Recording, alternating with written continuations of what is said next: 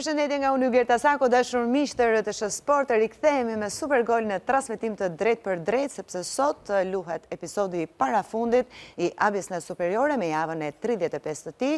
5 sfida vërtet interesante që do të transmetohen dhe zhvillohen në të njëjtin orar, në një kampionat që në fakt nuk ka dhënë akoma asnjë verdikt madhor përveç pjesëmarrjes, sigurimit të pjesëmarrjes nga Egnatia, Dinamo dhe Vllaznia në Final Four. Do të jemi sërish në një transmetim special sot në 5 kanalet të ndryshme, do të mund të ndiqni të 5 ndeshjet, por fillimisht përshëndes Ardi Beharin, Sokol Vulkun dhe Gerta Gjiun që do të jenë me mua në këtë transmetim të ditës së sotme. Shohim pak edhe kalendarin, siç e thash, përballje vërtet interesante. Bylis Partizani do ta ndiqni drejt për drejt në RTS 2 High Definition, Egnatia Skënderbeu në RTS 3, Tirana Teuta në RTS Sport, Laçi Dinamo në RTS Plus dhe Elbasani Vllaznia në RTS Shkodra. Shohim pak klasifikimin, sepse siç e thash, përveç sigurimit të pjesëmarrjes nga Egnatia, Dinamo dhe Vllaznia në Final Four, ende nuk është dhënë asnjë verdikt madhor. Egnatia kryeson për momentin me 58 pikë, Dinamo dhe Vllaznia 55, Partizani 50, Elbasani 49, Teuta 38, Skënderbeu 37, Tirana dhe Bylis 36 dhe Laçi mbyll tabelën e klasifikimit me 33 pikë. Nuk kemi dhe shumë kohë në dispozicione, do të jemi përsëri me lidhje direkte me kolegët tanë nga të 5 stadiumet.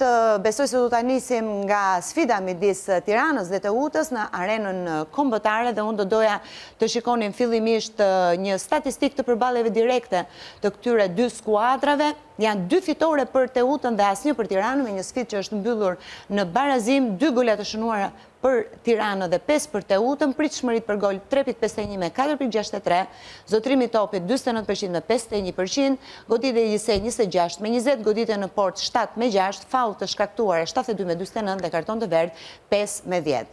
Këtë sfide ka Gerda Gjiu në patronazh, kështu që e analizojmë. 2 fitore në 3 ndeshje janë shumë. Tregon që pavarësisht se diferenca në pikë është shumë e ngushtë mes tyre, por duke referuar përballjet e tyre, nëse kemi një 4.63% të pritshmërie për gol, do thotë që kanë qenë shumë afër golit për të shënuar dhe të tjerë. Zotrimi i topit ka një avantazh të lehtë, domethënë jemi në total të 3 ndeshjeve, nuk është se mund i referohemi në një ndeshje specifike, 5-1. Goditje në port tregon që kanë qenë shumë cinik dhe shumë pragmatist, sidomos Teuta, sepse nëse kemi një goditje në port 6, i bie gola të shënuar 5, me rezulton një përqindje shumë e lartë e finalizimit. Edhe në logjik, skuadra e Teutës është një skuadër që nuk është se shënon shumë temi në goleada. I fiton ndeshjet, ato pak ndeshjet, i fiton me rezultat të ngushtë. Si sa duhet bazohemi në këto statistika dhe përballjeve direkte në një sfidë si kjo që është, po themi, mund ta quajmë edhe një sfidë e jetës, sepse një fitore sot për të dyja skuadrat mund të thotë edhe shpëtim. Po mund të bazohemi vetëm në aspektin skuadrat, ose skuadrat e Teutës, më mirë themi, në aspektin moral, psikologjik, sepse nëse i kujtojmë këtu, i kemi bërë një pyetje teknikut Mezani, ishin 3 humbje që shpërsuar kundër Egnatias dhe erdhi dhe humbje 4.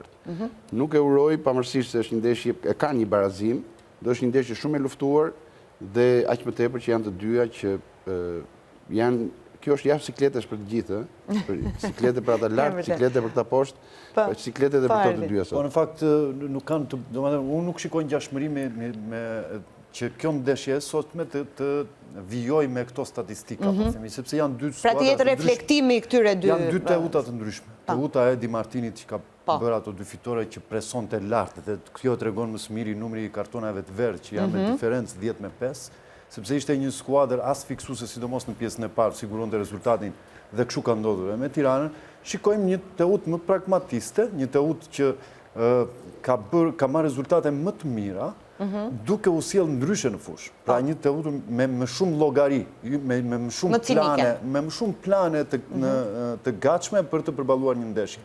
Dhe Tiranën e shikoj një skuadër që pas derbit ka marrë një spunto tjetër, tani është jo ndeshje jetës, po kjo nuk ka ndeshje tjetër përveç kësaj, për të siguruar atë që ata kanë qëllim. Jam dakord me Ardin për atë pjesën që në drejtimin e Odos, nëse i mësuar me teknikun Martini, me një pressing ultraofensiv, me një strukturë ose strategji të qartë kundërshtar do lloj kundërshtari dhe qoftë në fushën e saj apo në transfert. Odo na ka mësuar që përballë kundërshtarëve të ndryshëm është përgjigjur ndryshe. Kemi parë presinguar defensiv, kemi parë në blok të mesëm, edhe në blok të ulët, ka sumuar me pak forca, ka sumuar me shumë forca, vertikal, në gjerësi, në thellësi, sipas kundërshtarit i është përshtatur. Atëherë, regjia, dua një konfirmim nëse mund të lidhemi me kolegun Kristo Thomaj, që do t'jetë në arenën kombëtare. Ja, e kemi gati. Përshëndetje, Kristo. Përshëndetje, Gerta, të ftuarve dhe kujdo që na ndjek në këtë maraton të radhës, në këtë javë të fundit të ABC superiore, në arenën kombëtare ju po diskutonit. Tirana Teuta thatë shumë çka, unë dua të hyj pak me detaje në ato diskutime që u bën deri tani në studio. Referuar 3 ndeshjeve të mëparshme, e vetëm janë mbyllur në barazim, është luajtur në këtë stadium, por kanë qenë 2 trajnerë të tjerë, Gugash Magani tek Tirana dhe Edi Martini tek Teuta, është mbyllur 0-0. 2 ndeshje të Tiranë në Durrës të fituara nga Teuta. Interesant është fakti që ndeshja e parë në Durrës 6 tetor, java e 8, ka qenë humbja e parë e Tiranës në kampionat dhe mëtej u fut Tirana e Shkëmbit në një rrugtim të ndërlikuar. Mëtej, ndeshja e 22 shkurtit ishte humbja e parë e Shkëmbit pas rikthimit tek Tirana, pas 4 ndeshjesh pa humbje. Dhe sërish me atë humbje Tirana u fut në vështirësi të tjera në renditje. Tani do të shohim se çfarë do të ndodhë sot kur ndeshja kthehet të luhet në Tiranë. Për sa i përket Odos dhe asaj që Beari po thoshte konkretësisë së skuadrës në drejtimin e tij, Odo ka mbushur një fazë kampionati, sepse filloi me Tiranën me atë fitore 2-1 në Durrës dhe sot rifillon, pra është ndeshja e 10 e tij. Dhe në këto 9 ndeshje ai ka grumbulluar 14 pikë, do të ishte i treti në këtë renditje, në këto 9 ndeshje, në këto 9 javë do të kryesonte Elbasani me 19, Skënderbeu me 17 dhe Teuta e treta me 14. Janë këto rezultate që e kanë gjitur Teutën dhe sot me një fitore do të shpëtonte. Llogarit për Tiranën janë që 4 pikë shpëtojnë matematikisht, referuar dhe kombinimeve që mund të ndodhin në sfidat e tjera, ekuacione shumë të ndërlikuara për të zgjedhur pra këtë. Informacion shtesë do të thoja që tifozët gjitha tribunat janë fala, sot përveç tribunës kryesore. Të gjitha ata që e marrin tani këtë informacion mund të vinë, mund të shtohen stadiumit ndeshjes për të shtuar atmosferën. Ende nuk e kam unë protokollin zyrtar, por ka informacionet zyrtare të dyja skuadrave me Tiranën që luan me Selmani në port. Do t'jetë sisakonisht Kola, Dembele dhe Mici, treshja e prapavijës, Vera do t'luaj Djathas, do t'luaj për Gjoni, Majtas, do t'jetë Soler dhe Rafael, dyshja e mesfushës, me Haxhiun që luan sot titular së bashku me Ndrecën dhe Zharmuni. Tirana ka shumë mungesa, por që do të ndikojnë ndoshta për gjatë ndeshjes referuar zvendësimeve, sepse formacioni është pak a shumë titular, mungon vetëm Ernest që zvendësohet nga Haxhiu. Në krahun tjetër Teuta do të luajë me Tafas të port, Yazgji, Zhongos dhe Kotobelli është treshja e zakonshme tashmë e prapavijës. Kruja, Djathas, Çyrbia do të luajë Majtas, Maçolli dhe Lloci do të jenë në mes të mesfushës, mëtej Vila dhe Boçi në mbështetje të sulmuesit kryesor Toma. Eldorian Amiti, arbitër kryesor sot. Faleminderit shumë, Kristo. Me Kristo Thoma do t'jeni në komentin në kësaj sfide prej orës 15:30 drejt për drejt në RTS Sport. Me Gerda Xhiun diskutojmë po shkurtimisht formacionet. E nisim nga Tirana si ekipi pritës? Po. Bie në sy që Tirana, pavarësisht kundërshtarit, nuk ndryshon sistem loje. Mund të ndryshojë strategji, por edhe kemi parë që prap e bën atë gjatë lojës, domethënë që në fillim deklaron që preson lart, ka tendencën e zotërimit topit, qarkullimit topit vertikalisht. Sot kemi dhe Haxhiun të deklaruar lart, do ta kërkoj gjerësinë me Ndrecën dhe me Haxhiun, por që duke pas parasysh qoftë për Gjoni, qoftë Vera, janë të dy lojtarë që shkojnë në mbivendosje. Edhe pse duke qenë një mesfush me 4, me 2 qendra, njëri nga to do të jetë shumë i kujdesshëm. Nga lojtarët e mezit fushës nuk mund të shkojnë të dy në mbivendosje, por ose një mes Kolës edhe Micit do të duhet të themi në situatë saktuara ta lërë zonën e vetë dhe të shkoj të bëj atë lojtarin gjash. Është e kushtëzuar, po themi, prej mungesës Ernest dhe Haxhiu, edhe pse ka marrë pak minuta pas dëmtimit, tregoi një, të themi, ato pak minutat e fundit në ndeshjen që u aktivizua, ishte decisiv dhe shumë konkret.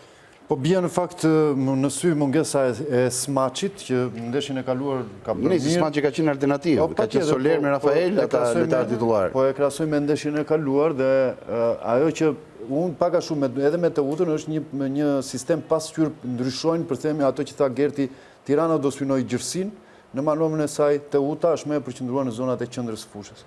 Okej. Shkojmë te Teuta sepse duhet ecim pak.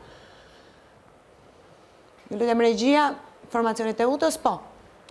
Edhe pse duket një 3-4-2-1, unë jam i bindur që mund të kemi një mes Boqit apo Vilës, që në pozicion ja vendosur si dy gjysmësulmues, por janë që të dy lojtarë profilit teq, të themi mësor qëndre. Dhe do të jetë Çyrbia me Krujen dhe njëri mes tyre, domethënë do ketë një shkallëzim, sepse nuk e kanë Vila po, mund të shkoj nga vjet 2 ta kërkojë thellësim Boqi, nuk Boqi është një lojtar më tepër rregullator dhe apo në krah mund të shërbejë vrapojë në të dy fazat e lojës.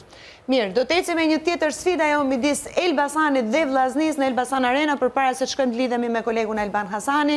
Shohim pak përballje direkte midis këtyre dy skuadrave. Është një fitore për Vllaznin dhe 2 barazime. Janë që të ecim pak me Sokol Bulkun, i cili do të merret me këtë ndeshje. Këto janë statistikat e tjera, i komentojmë shkurtimisht. Për sa i përket anës psikologjike, të dy skuadrat vijnë nga një formë e mirë dhe nga fitore të rëndësishme që i japin të drejtën që Vllaznia të synojë vendin e dytë, po edhe të parin, dhe Elbasani vendin e katërt. Për sa i përket zotrimit topit, Vllaznia është një skuadër që e ka këtë qarkullimin pra ndërtimin e lojës nga poshtë dhe shkon herë edhe me vertikalizime edhe me qarkullim të dëndur sidomos në mesin e fushës.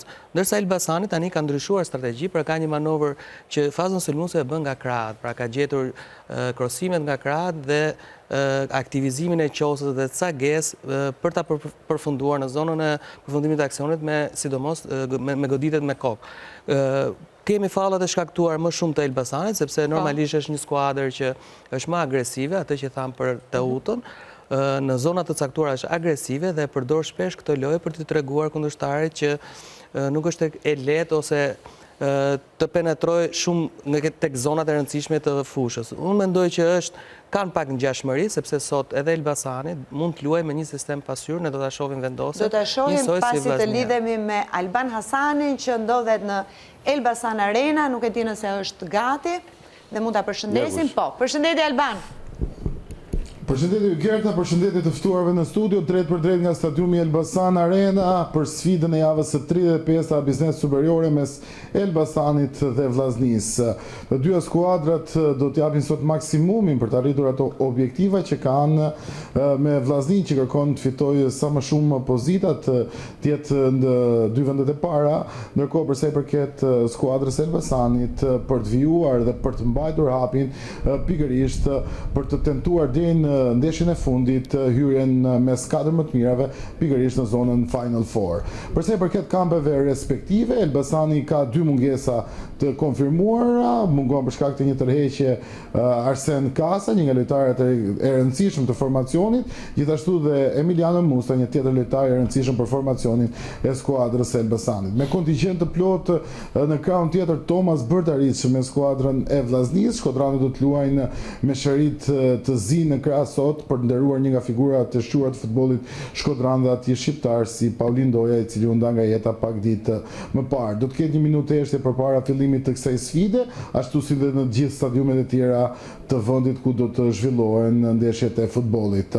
Pa humbur kohë, po ju njoh dhe me formacionet, duket se trajnerët i besojnë në shprehjes që formacioni i fitues nuk ndryshon, vetëm një lëvizje në krahasim me një javë më parë tek skuadra e Elbasanit, ku nuk luan Qaqi, po luan Bruno Lula. Në por do të jetë Totoshi, nga mbrojtja duke nisur me Lile në djathtë, Olberkis dhe Lula në qendër dhe Klevis Kasa në krahun e majt. Në mesfush do të jetë Dros së bashku me Ibrahim Abbas dhe Qosen. Në sulm në majt do të jetë Cage, Lokili në krahun e djathtë dhe në krahun e djathtë do të jetë Xhoel Doku dhe në krahun e majt do të jetë Lokili. 4-3-3 rreshtimi për skuadrën e Elbasanit, ndërkohë përsa i përket Vllaznisë nuk ndryshon asgjë nga takimi i një jave më parë në fitoren 3-0 me Dinamon. Ju ka luajë në port, mbrojtje do të jenë në të djathtë Gurisha, në të majt Jago, përsa i përket qendrës do të jetë dyshja me Stojanovic dhe Repaj. Krymi qëndron përpara mbrojtjes me Qaton dhe Deliun, 2 lojtarët e tjerë të mesfushës. Bekim Bala i projektuar në majën e sulmit, në të majt Kevin Dodaj dhe në krahun e djathtë do të jetë Esat Mala. Përsa i përket gjykimit, sot drejtësi do të vendosë Kreshnik Ciapi nga qyteti i Fierit. Falenderoj shumë Alban, me Alban Hasani do t'jeni në komentin e kësaj sfide prej orës 15:30 minuta në RTS Shkodra, mos harroni dhe me Sokol Bulkun shumë shpejt komentojmë formacionet që qëndron ajo që tha Albani që formacioni fitues nuk ndryshon. Është e vërtet, vetëm duhet parë në mundësia e Bajramit, nëse është i dëmtuar ose nuk e di çfarë problemi ka, që zëvendëson në Rebaj përsëri. Bëri një ndeshje shumë të vllaznia. Qëndrojmë njërë tek Elbasani. Elbasani nuk ka në ndryshim, thjesht pjesa sulmuese është po ajo, vetëm me një ndryshim që Lukili gjithmonë jep më shumë Klevis Kasës që të marri me pjesëmarrje në krah, i futet shpesh para Drosit dhe krijon një ca Gedhe Xhoel krijon një dyshe përpara. Pra, Elbasani nuk është, domethënë është aktivizohet dhe bëhet shumë i lëvizshëm në situata të ndryshme loje. Tani, ajo domethënë arma më e fortë është që edhe Lila dhe Kasa kalojnë gjysmën e fushës dhe krosojnë topat dhe ndihmojnë në fazën sulmuese. Vllaznia pra the vetëm Melos Bajrami që mungon edhe zëvendësohet nga Repa. E zëvendësoi me Dinamon, e bëri shumë mirë dhe ai ka besuar përsëri, pra nuk kemi asnjë ndryshim. Duhet parë që Qato do jetë ai lojtari kyç siç ishte me Dinamon që ndihmoi shumë në fazën sulmuese. Por dhe në fazën mbrojtëse ishin një nga lojtarët që edhe thyente aksionet, pra nuk i prishte ekuilibrat, po dhe ndërtonte aksionet. Duhet parë vetëm strategjia që do ta presi vllaznia Elbasanin, apo do t'i bëjë një presik ultra ofensiv që në fillim të ndeshjes. Mirë, dhe nga kjo sfidë do të shkojmë në një tjetër sfidë që zhvillohet në Ballsh, ajo midis Bylisit dhe Partizanit. Fillimisht me Ardi Beharin do të shohim statistikat e përballjeve direkte. Janë 2 fitore për Bylisin dhe 1 për Partizanin në 3 sfidat e para, me 5 gola të shënuar për Bylisin dhe 4 për Partizanin dhe gjithë statistikat e tjera. Shkurtimisht, Ardi? Në fakt, ndeshja Bylis Partizani, sa herë ka shkuar Partizani në Ballsh për të luajtur futboll, është kthyer në një fest dhe skuadra ballshiore e ka vlerësuar më shumë se çdo ndeshje tjetër në fakt. Por në këtë radhë nuk është vetëm fest, është edhe domosdoshmëri për të fituar nga të dyja skuadrat. Dhe nisur nga shifra, prandaj them që këto statistika nuk besoj se do projektojnë te ndeshja e sotshme. Edhe pse në të kaluarën, sigurisht që Partizani duhet të kishte superioritet në statistika, për shkak edhe të diferencës që kanë në tabelën e klasifikimit, por nuk kemi skuadrat njëta, thash edhe një herë, nuk kemi skuadrat njëta, sepse dihen oscilacionet e Partizanit dhe në fundit Bylisi gjithmonë ka ngelur një skuadër shumë e përgatitur. Pra atë që ka kaluar, sigurisht që Partizani ka prodhuar më shumë, ka prodhuar dhe ajo e tregon më së miri pritshmëria për gol, zotrimi i topit, goditjet në port kanë qenë të balancuara pak a shumë, biles Bylis ka pasur më shumë për shkak të mënyrës se si luan.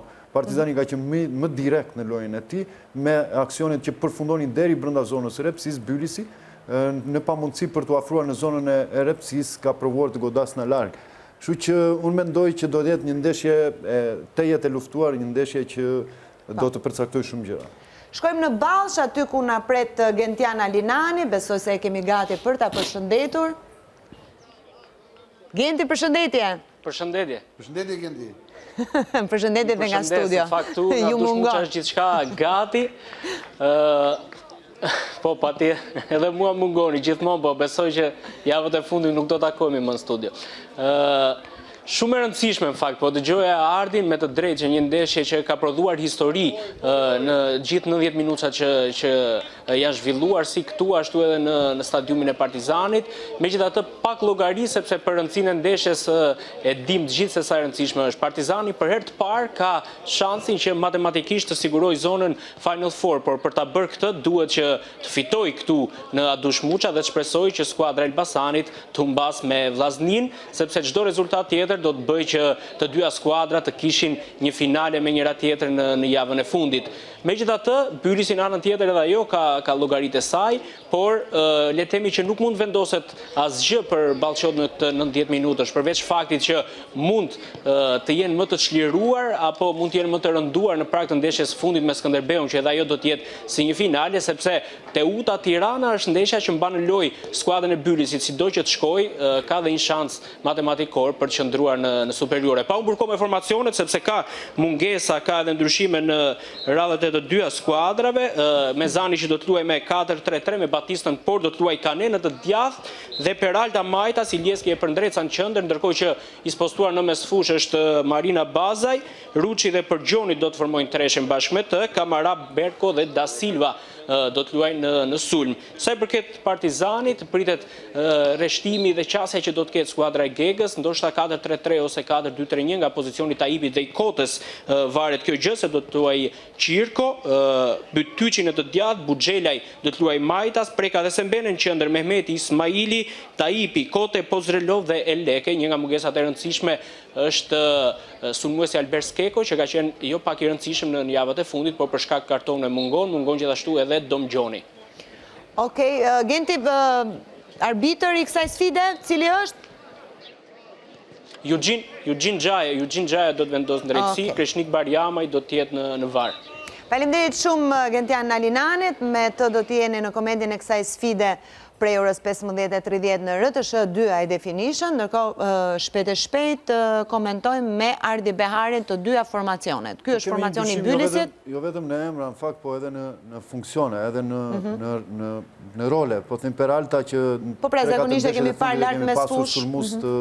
Sulmus të Majt, kthehet për të ribërë mbrojtësinë e Majt, përndreca futet në qendër me Ilieskin dhe kështu që mendoj që mungon Bruno, qendërmbrojtësi tjetër, po ashtu edhe pjesa edhe Malomo mungoj, nuk e shikoj një nga pikat më të forta të Bylisit, nuk e dim informacionet, unë nuk kam informacion për arsyet e mungesave, por di që këta e nuk është as në stol?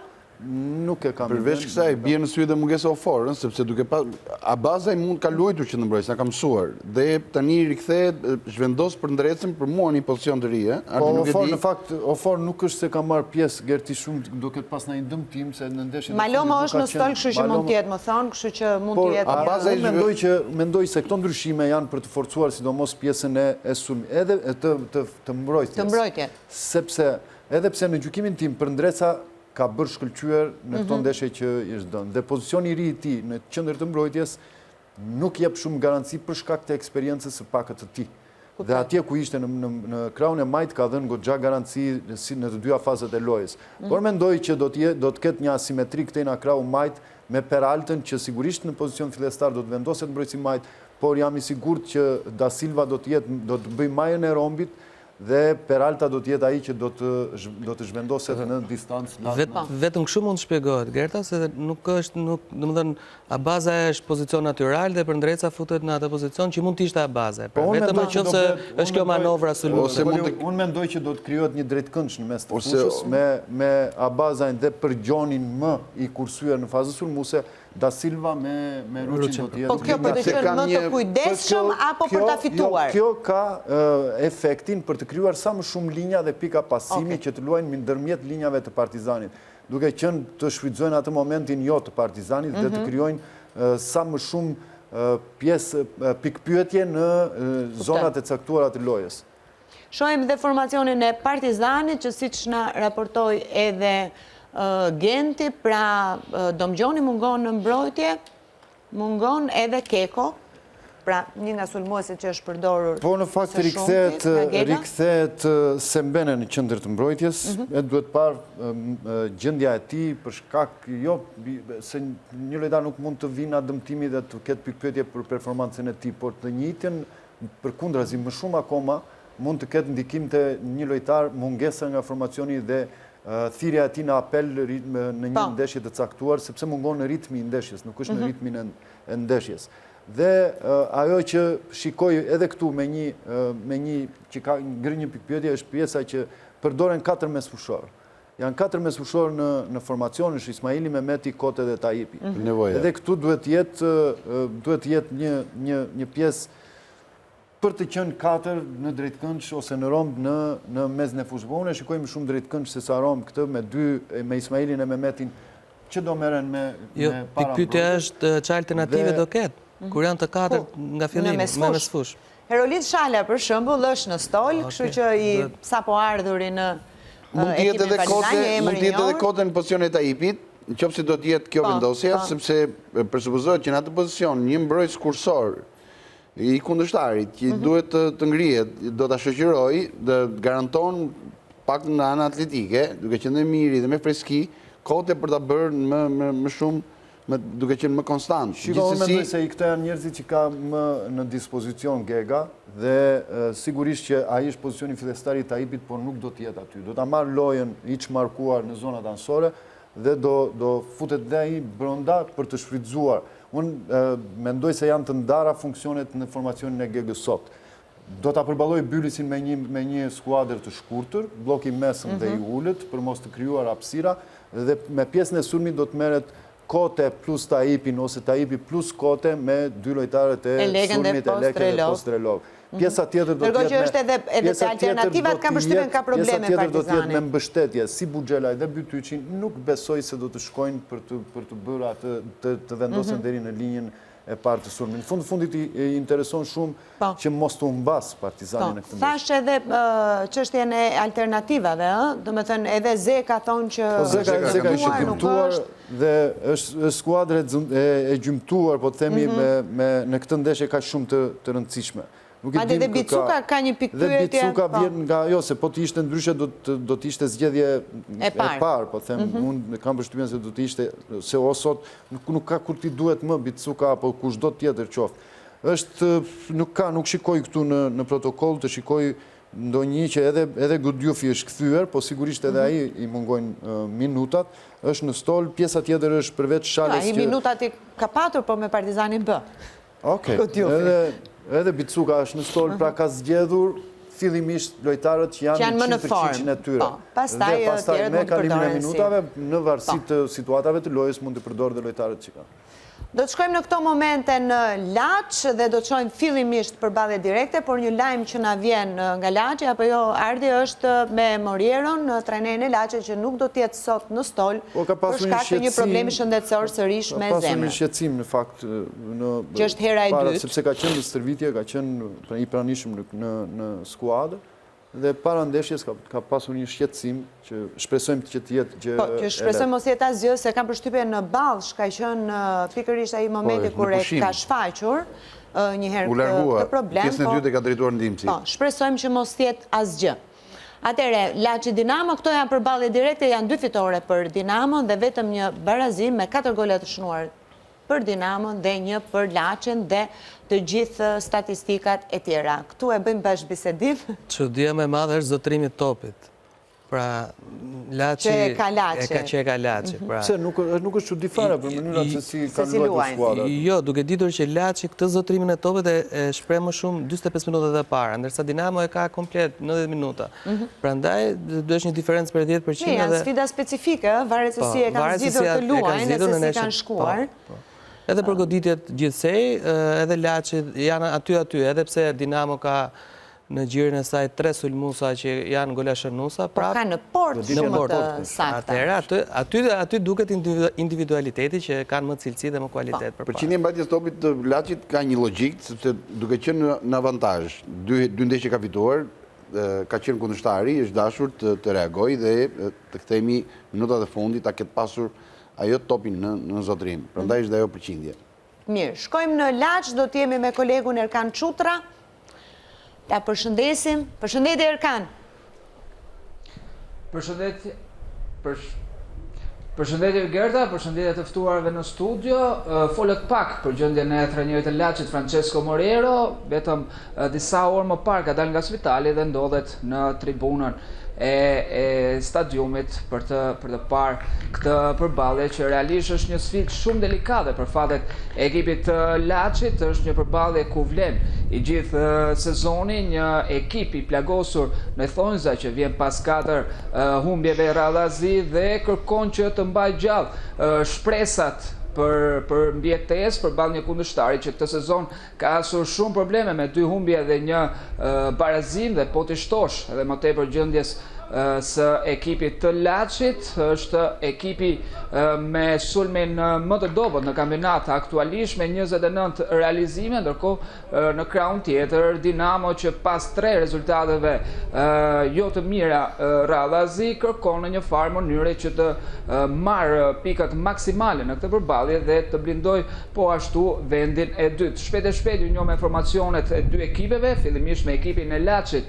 Ekipi Kurbinas vjen me rreshtimin 4-3-3, nuk janë të pranishëm Kristian dhe Kurti, dy mbrojtësit për shkak se kanë plotësuar numrin e kartonave. 4-3-3 në portësh Dobjani, Kleandro Leshi, Samuel Lope janë dy qendrat e mbrojtës, Mjaki në krahun e djathtë, Prodani në të majtën, Manellari, Alban Shabani dhe Olsi Myrta në mesfush, Ledio Tresa në krahun e djathtë, William Cordero në të majtë, Bullari në qendër të sulmit. Në krahun tjetër Dinamo drejtuar nga Ilir Daja vjen me rreshtimin 4-2-1-3 në portësh Teqa, Ali në të majtën e mbrojtjes, Hoxha Rufati, dy qendrat, Meksi në të djathtë, Valia Karamba janë dy qendrat e mesfushës, Nani, Villa, Zabërgja janë më të avancuar, të cilët do të mbështesin sulmuesin i Todo Mandela. Erion Bastari është kryesor i takimit, Mario Shazivari dhe Ergys Paiu asistentët e tij, ndërsa në dhomën e sistemit VAR Indrit Myrti janë ndihmuar nga Dorian Maletaj. Faleminderit shumë Merkan Çutrën do t'jeni në komentin e kësaj sfide prej orës 15:30 minuta. Ndërkohë, diskutojmë pak formacionin e Laçit fillimisht që këtë javë ka patur disa lajme, po themi, ka patur disa probleme, ndërkohë që trajneri ndodhet në tribun dhe jo në stol. Megjithatë, kjo nuk do të thotë që po themi është një sfidë lehtë për Dinamo, sepse sigurisht që do t'japin 100% të tyre. Kemi një mbrojtje me 4, o në varësi të kundërshtarit, zgjedhje, por jam i bindur edhe prej dy mungesave që sapo përmendëm. Qofse Kristian është me kartona, nuk dhe Kurti të kushtëzuar. Janë të detyruar dhe kalon në një mbrojtje me 4 që është herë parë në drejtimin e tekniku Morero që e shohim skuadrën e Laçit. Sepse do të ishte mirë edhe duke pas parasysh një 4-2-3-1 të skuadrës Dinamos, një mbrojtje me 4 është më lehtë për të lexuar nga mbrojtësit respektiv, po themi sulmues ansor kundërshtar. Ndoshta mund të jetë edhe strategji. Edhe kjo është, Gerti, në gjykimin tim duke parë Myrton në formacion, edhe kjo është një 4-2-3-1, Manellari me Shabanin janë të dy parambrojtës, Myrto, Tresa, Melo, Bullari, pjesa ofensive e skuadrës që do të merret vetëm me sulmin.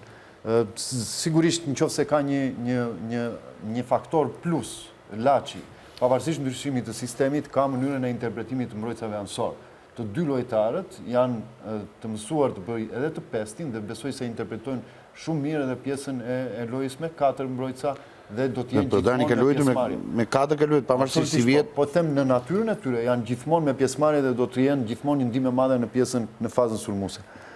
Vetëm do të bëjnë më shumë metra sot. Absolutisht po, duhet gjithë skuadrës të bëjmë shumë metra. Kanë dhe riskun pavarësisht. Do të jenë këta që do të imponojnë kundërshtarit, apo kundërshtari i referojmë tu Zabërgja dhe Nani, sepse do të ketë shumë duele një kundër një. Shohim dhe informacionin e Dinamos?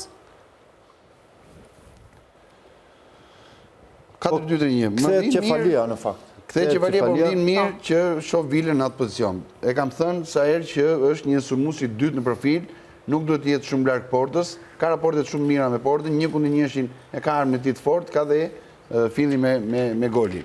Zabërgja kthehet Zabërgja në pozicionin e tij, po themi natyral, mund të alternohet me Nanin, do ketë rotacion gjithsesi, por që në vendosje fillestare do të jetë Vila ai që do të vijë nga vjet dytë që do të mbështesi Todën. Kam përshtypjen që nuk do të jetë kështu, nuk besoj se është kjo ndeshja e dur që Daja të ndryshojë pozicionet e lojtarëve në fushë. Zabërgja ka bërë gjithë kampionatin në zonat qendrore të fushës dhe Vila gjithashtu sa herë është futur ka filluar ndeshjen nga fillimi, ka luajtur në të majtë për të krijuar atë pjesën e fluiditetit të repartit të sulmit të Dinamos. Ajo që është shumë e rëndësishme në gjykimin tim është stabilizimi i mezit të fushës, po themi duke parë se Gudjabi në ndeshjen e kaluar nuk është se dha atë rendiment që pritej dhe e ka humbur vendin e formacionit si ai si Jonuzi dhe dy Daja i quan ekran, po dy mesfushorët para mbrojtjes të cilët japin më shumë garanci ati për manovrën e ti në të dyja fazet e lojës është Qefalia dhe Karamba.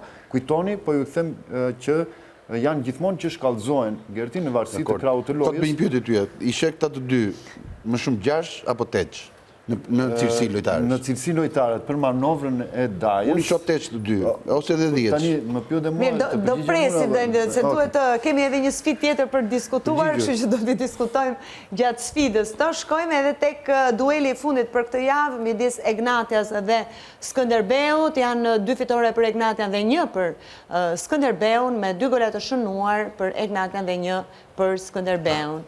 Kështu që i bie nga 1-0 të treja ndeshjet. Këto janë dhe statistikat e tjera, shumë shkurt.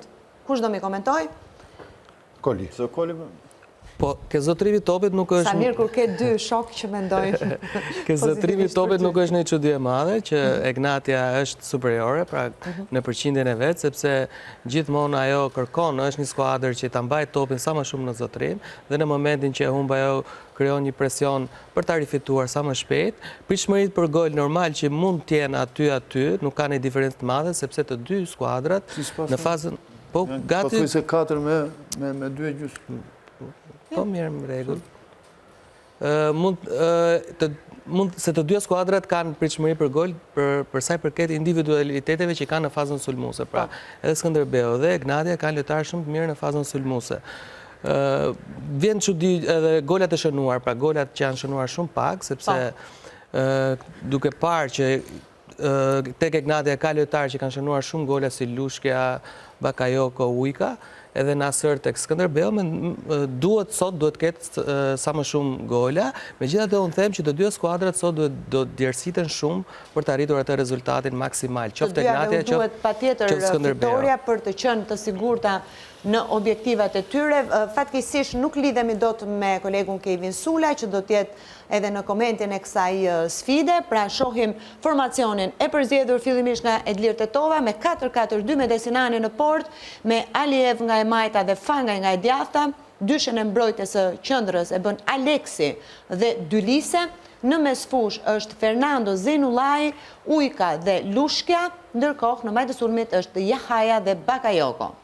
Ndërkohë shohim formacionin e Skënderbeut përzgjedhur nga Ernest Gjoka, 4-2-3-1 me Alia në port, si gjithmonë në të majtë mbrojtjes Shaqe, në të djathtë Ramos, Preçi dhe Dumfur janë dyshja e qendrës, Sabo dhe Juri në mesfush me Nasër, Lukinjas, Nikaj në mbështetje të Bismarck.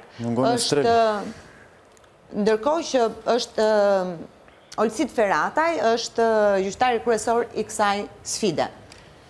5 minuta kohë kemi, 4-4-2, vetëm ku shikon Jahaja dhe Bakayoko nga minutë e parë, aty kupton që është një, të themi, sistem 4-4-2, sepse mund të kishim dhe një 4-3-1-2, mund të kemi dhe Lushkja në atë pozicion e 10-qit, po për të rregulluar dhe ekuilibrat, Ujka dhe Lushkja, të themi në fazën mbrojtëse, është ky pozicioni sistemi lojës me 4-4-2. Edhe te Egnatia bjen sy prania në formacionin fillestar të 4 mesfushorëve, pavarësisht se Ujka na ka mësuar që aty interpreton mirë, por pozicioni i Lushkës i hapur në linjën anësore ngelet pak për tu parë dhe ai mund të kompensohet me pjesëmarrjen e Fangajt tani më jo vetëm në zonat qendrore, po duhet kap të siguroj gjërsinë. Thellësinë do të asiguroj me Zeinullau në krahun e djathtë dhe Fernando do të jetë ai lojtari që do të mundohet të bëj Aleksin pak a shumë në tranzicionet negative. Shohim dhe të Skënderbeut, shumë shkurt, kemi edhe 1 minutë kohë. Këtu mungon Estrela, që në vedrë dhe gjithë pjesa tjetër pasaj si vendosja dhe si emra përveç Estrelës, po që është një mungesë e rëndësishme. Absolutisht po. Okej, kujtojmë edhe një herë atëre sfidat. Është një tjetër transmetim special si javën e kaluar, të 5 sfidat do t'i ndiqni në të njëjtën kohë në rrjetin e radio televizionit shqiptar, me Bylis Partizani në RTS2 High Definition, do t'jetë në komentin e Gentian Alinanit, ndërkohë që do të gjykohet nga Eugene Gjaja, arbitër kryesor. Egnatia Skënderbeu në RTS3 do të komentohet nga Kevin Sula dhe është pikërisht Olcit Ferataj, arbitri kryesor i kësaj sfide. Tirana Teuta në RTS Sport në komentin momentin e Kristo Thoma do t'jetë Eldorian Hamiti, arbitri kryesor, Laçi Dinamo në RTS plus në komentin e Erkan Çutrës dhe do t'jetë Erion Bastari, arbitri kryesor i kësaj sfide, dhe Elbasani Vllaznia në RTS Shkodra në komentin e Alban Hasanit do t'jetë Kreshnik Ciapi, ai që do të vendos drejtësi në këtë sfidë.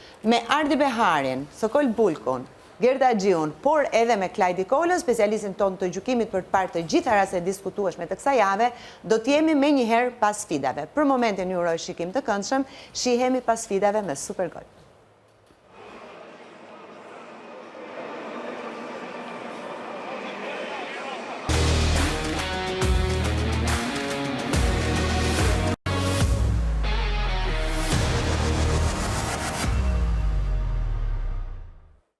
Kthehemi sërish në transmetim të drejt për drejt me Supergol, sapo ka përfunduar edhe kjo javë 35 e Abisnet Superiore. Ajo që mund të themi është që Teuta më në fund e ka siguruar qëndrimin në Superiore. Partizani për momentin është jashtë Final Four, por edhe Tirana është jashtë kategorisë superiore. Kjo gjithçka për momentin, sepse mbetet java e fundit, java e 36, që do të zgjedhë gjithçka.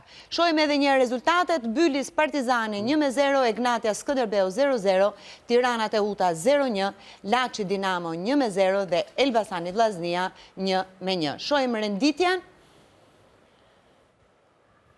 Vetëm pas javës së 35, java e parafundit, Egnatia kryeson me 59 pikë, Vllaznia 56, ka marrë vendin e dytë, duke zbritur Dinamo në vend të tretë me 55 pikë, Elbasani dhe Partizani me 50 pikë, po për shkak të përballjeve direkte për momentin është Elbasani në vend të katërt, Teuta 41, Bylis 39, Skënderbeu 38, Tirana dhe Laçi 36. Përshëndes Ardi Beharin, Sokol Bulkun dhe Gerda Gjiun. Në pritje për të lidhur me kolegët, do t'jemi në një transmetim maraton në të pesta stadiumet. Çfarë ju habiti ose çfarë nuk ju habiti sot? Po, për të habitur në fakt nuk kishte gjë, përveç se rezultatit të Teutës. Por në habiti rezultati, jo mënyra e lojës apo këmbgulja e Teutës, interpretimi i Teutës. Sigurisht që Tirana duhet të bënde më shumë, duhet të shënonte gol. Nuk është se nuk u përpoq shumë Biles, por nuk e kishte qetësinë e dur para portës për të shënuar.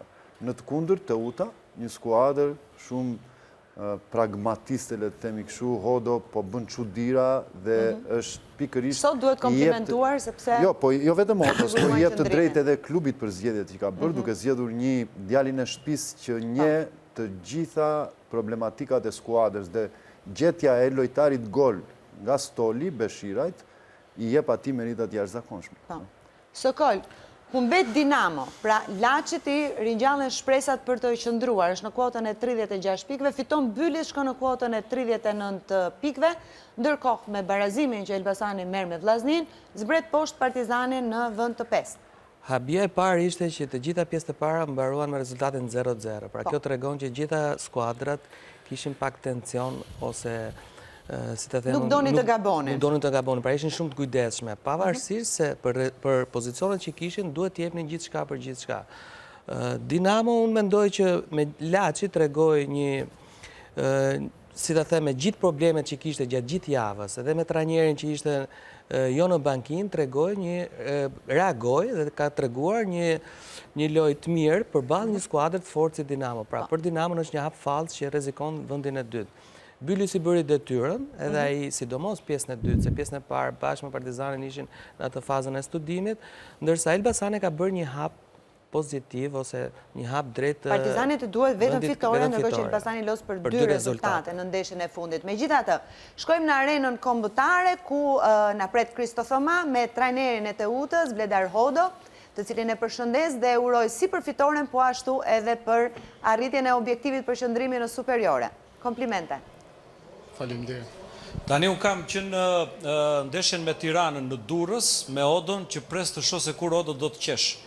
Dhe shpresoja që të qeshte sot, por ende me zi po shkëput një buzëqeshje, dhe unë e kam thënë shpesh, kam bërë ato llogaritë e mia, kishte 14 pikë në 9 javë, nga skuadrat më të mira të kampionatit në drejtimin e tij, duke çuar shpëtimi përpara mbylljes së kampionatit. Tani Odo, mund të flas pak për Odon? Jo, e vetmja merit mendoj që është e gjithë shunave, Kjo ka qenë çdo javë, them sot për Odën. Okej, klasin. Sinqerisht kanë qenë javë shumë të vështira, shumë cikletshme, shumë net pa gjumë, stres, gëzimi gjithashtu, por e rëndësishme është që e mbyllëm dhe duhet falenderoj çunat vetëm për ata dola edhe sot këtu. Do t'jetë Odo në vazhdim trajneri i Teutës? E rëndësishme është që arritëm objektivin, kjo është plani i dytë, e rëndësishme është që arritëm objektivin. Studio. Gerda Gjiu. Odo të përshëndes dhe të komplimentoj njëkohësisht për atë që tha dhe Kristo, për fitoren dhe për qëndrimi kategori, por me shumë bindje dhe për shmangjen në play-outit, duke parë dhe klasifikimin dhe ndeshjet për plasjet në fund. Tani, dua një përgjigje të sinqert nga ty. Sot kam parë një sistem 3-4-2-1 me dy lojtarë krejt të tjerë, si që është Boçi dhe Villa, dhe okej, logjika që të garantonin metrat në bazë mbrojtëse të kishin një dëndësi në qëndër. Sa të shpërgjigjur skuadra, duke referuar dhe shifrat pjesë parë, sepse keni 0 goditje tentativa dhe 0 goditje në port. Ndërimi parë ka ardhë në minutën 70 që ka ardhë ndërimi sistemi, që ka luat për themi në një 3-5-2, por sa të shpërgjigj skuadra në manovrën ofensive? Kene një zhgënjim, e kështë përgatit shkru, apo prisje në diçka ndryshe, pak të në manovrë? Mendoj që pjesë parë, si që theve ti, po thuj se shkuan fare, edhe nuk dollën fare të loja janë. Pastaj gjatë lojës direkt ndrum tem, dhe mendoj që në pjesë dytë, sidomos kur bëzë vëndë një më mirë, por mendoj që shumë ka qenë ana logjika jo që në filim u skuadra ka qenë sërish shumë të një, si se ishim pak më mirë se Tirana në rëndit, prapë Trysnia brenda ka qenë shumë. Jo, pikrisht. Kjo mendoj që ka një artë kryesore. Po, do pyetjem, zgjedhja që nga e parë, po themi Boçi një pozicion të ri, unë se kësha parë në njërë timi sinqert në atë pozicion, them, ideja cila ishte për të garantuar shumë primare një fazë mbrojtëse për të pas një dëndësi në mes, apo kështë përgatitur një manovër dhe nuk të përgjigjen? Jo, Boçi ishte mas Thomas, po pra, Emiliano ishte në trishë me Maçollin dhe me Locin. Po ishte më lartë, zhvendosë, sepse shkon... 5-3-2 ishim, por thjeshtë Boçi ishte mbrapa Thomas. Odo, në treshtë defensive, treshja lartë, po theme e juaja, shkonte Villa të një stoper i majtë, të mici, po themi, i deklaruar, dhe... Po ishim pressing, po. Po ishim pressing, dhe Boçi shkonte të stoper i tjetër, kupton? Po pra, po shqillon dhe shpesher që digjeshi, prandaj po them, digjeshi me një pas edhe ishin lojtarët e tjerë. Për tek saj, them, Boçi në atë pozicion, qëllimi cili ishte? Qëllimi ishte gjithmonë nxirrte topin nga mesi fushës, se e dishe që do kishim vështirësi, se Tirana ishte shumë e dëndur aty, sidomos kur zbrisë edhe Sulmusin, u boshin shumë forca aty në mes, edhe doja një lojtar që vetëm Boçi mund ta bëjë atë që mund ta nxjerrë topin. E brak të pyetje duke referuar që ka Arifa aty këtë Toraj, i ke lojtarë. Gjithsesi komplimentet këtë drejt në botës, sepse 3 pikë sot dhe shqimi përfundimtar. Me që është në qef, Hodo, më thuaj pa, këdo përqafosh më fort, Beshiraj apo Tafas?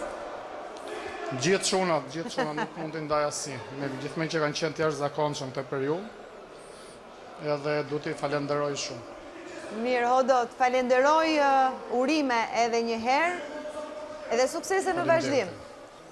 Faleminderit. Faleminderit. Dhe nga arena kombëtare do të shkojmë për momentin në Ballsh, ku na pret Gentiana Linani me trajnerin e Partizanit Skënder Gega. Përshëndetje. Përshëndetje. Përshëndetje. Profesor, një ndeshje që konfirmon thuajse gjithë ecurinë e Partizanit në këtë sezon. Domethënë bëni mirë diku, pastaj nuk bëni mirë, kështu që mbetet një 90 minutash finale me Elbasanin. Është vërtet, unë zdo të këthejmë gjërat mrapsht për idhun që kam ardhë. Kam qenë optimist, sepse besoj, unë kam besu edhe që i kemi mundësit me bo më mirë. Normalisht kanë ullet e ngritet komplet ndryshe me një ndeshje me Ignatin, një komplet ndryshe me një ndeshje me jo se s'kan dëshirë. Unë e kam shirë të kuptoj që të vishën Ballsh me këtë ekip, një klub vërtet bën mirë dhe janë, po them, për kushti që kanë dhe për mbështetjet që kanë, janë heroj. edhe të krahasosh investimin e gjërat që ndodhin te Partizani, është e pafalshme dhe pa kuptueshme çai mungon. Megjithatë, duhet pranojmë humbin edhe është ashtu vërtet, është ndeshja finale. Barazimi, humbja jonë, edhe sikur fitonin, besoj se ishte ndeshja finale, ndeshja fundit varet çdo gjë. Kështu që deri atëherë do mundohemi të korrigjohemi, secili të kuptojë dhe marrë përgjegjësinë që ka. Unë patjetër edhe unë timin. Studio. Ardi Behari. Përshëndetje, profesor. Pyetjen e parë që më vjen me njerë në mendje është ndërimi me Mehmetit në minutën 25. Pati ndonjë problematik shëndetësore apo ishte vendimi juaj? Është vendimi im. Mehmeti, unë kur marr aty shumë gjëra kanë dalë në pas sepse i kam ballafaqur me arsyen pse s'luajnë dhe arsyen ose pretendimin për të luajtur. U rëndu fizikisht edhe mendova që është e parë rikuperueshme, kështu që mundova të fus letar që janë më të freskët edhe humbim shfrytësinë.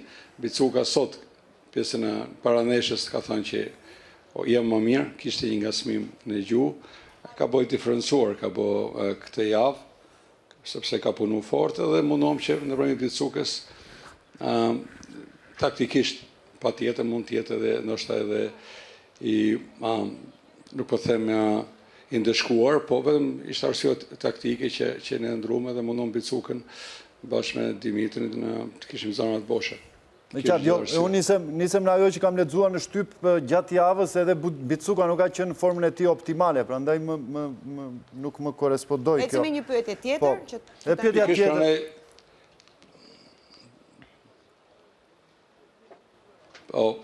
Unë jam aty gjithë ditën nga gati të paktën 12 orë.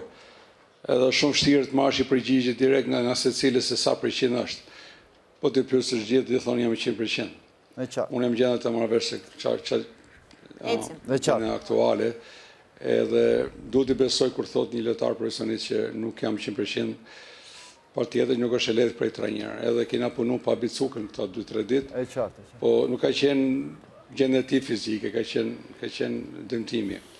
Sot ndërhynën ose folën stafi mjekësor, tha ndjehem shumë më mirë. Okej, profesor. Kur kemi nevojë të lush. Dhe pyetja tjetër do të ishte, kishte një qasje tjetër skuadra në pjesën e dytë, jo si e para. Në pjesën e parë filloi mirë me impresion lart, ishte prezente Porta, sidomos ato 20 minutat e para. Në pjesën e dytë filloi me një blok të mesëm dhe të ulët, e vendosët ju për shkak të, po themi, gjendjes fizike apo të mungesave, domethënë sepse ishte një uduk që skuadra kishte një. Jo, së vendosa unë. Okej.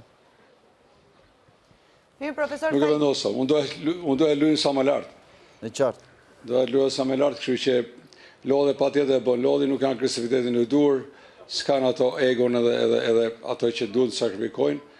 Nëse nuk kap topin e parë dhe nuk i agresiv, i bie që gjithë ekipi shkojë poshtë, po megjithatë do të them se janë kohë shkurtër dhe çdo gjë do vi koha që do sistemohet çdo gjë. Edhe analizën mos e bëjmë nga fillimi deri në fund. Me mua dhe pa mua. Mirë, profesor, falenderoj se e shoh që po të bezdisët e dielli shumë. Suksese në vazhdim, se kemi dy ndeshje tepër të rëndësishme në javën që vjen. Ndërkohë, përpara se të shkojmë në Rogozhin, ku do t'jemi me trajnerin e Skënderbeut, ka lajme nga arena kombëtare, ku tifozët e Tiranës duket që kanë bllokuar daljen e lojtarëve, duan të futen në stadium, po për momentin është duke i mbajtur policia. Këto janë të rejat më të fundit që na vinë nga arena kombëtare. Ndërkohë, kthehemi në Rogozhin, ku në mikrofonin e Kevin Sulës është, siç e thash, trajneri i Skënderbeut Ernest Gjoka. Përshëndetje. Gati.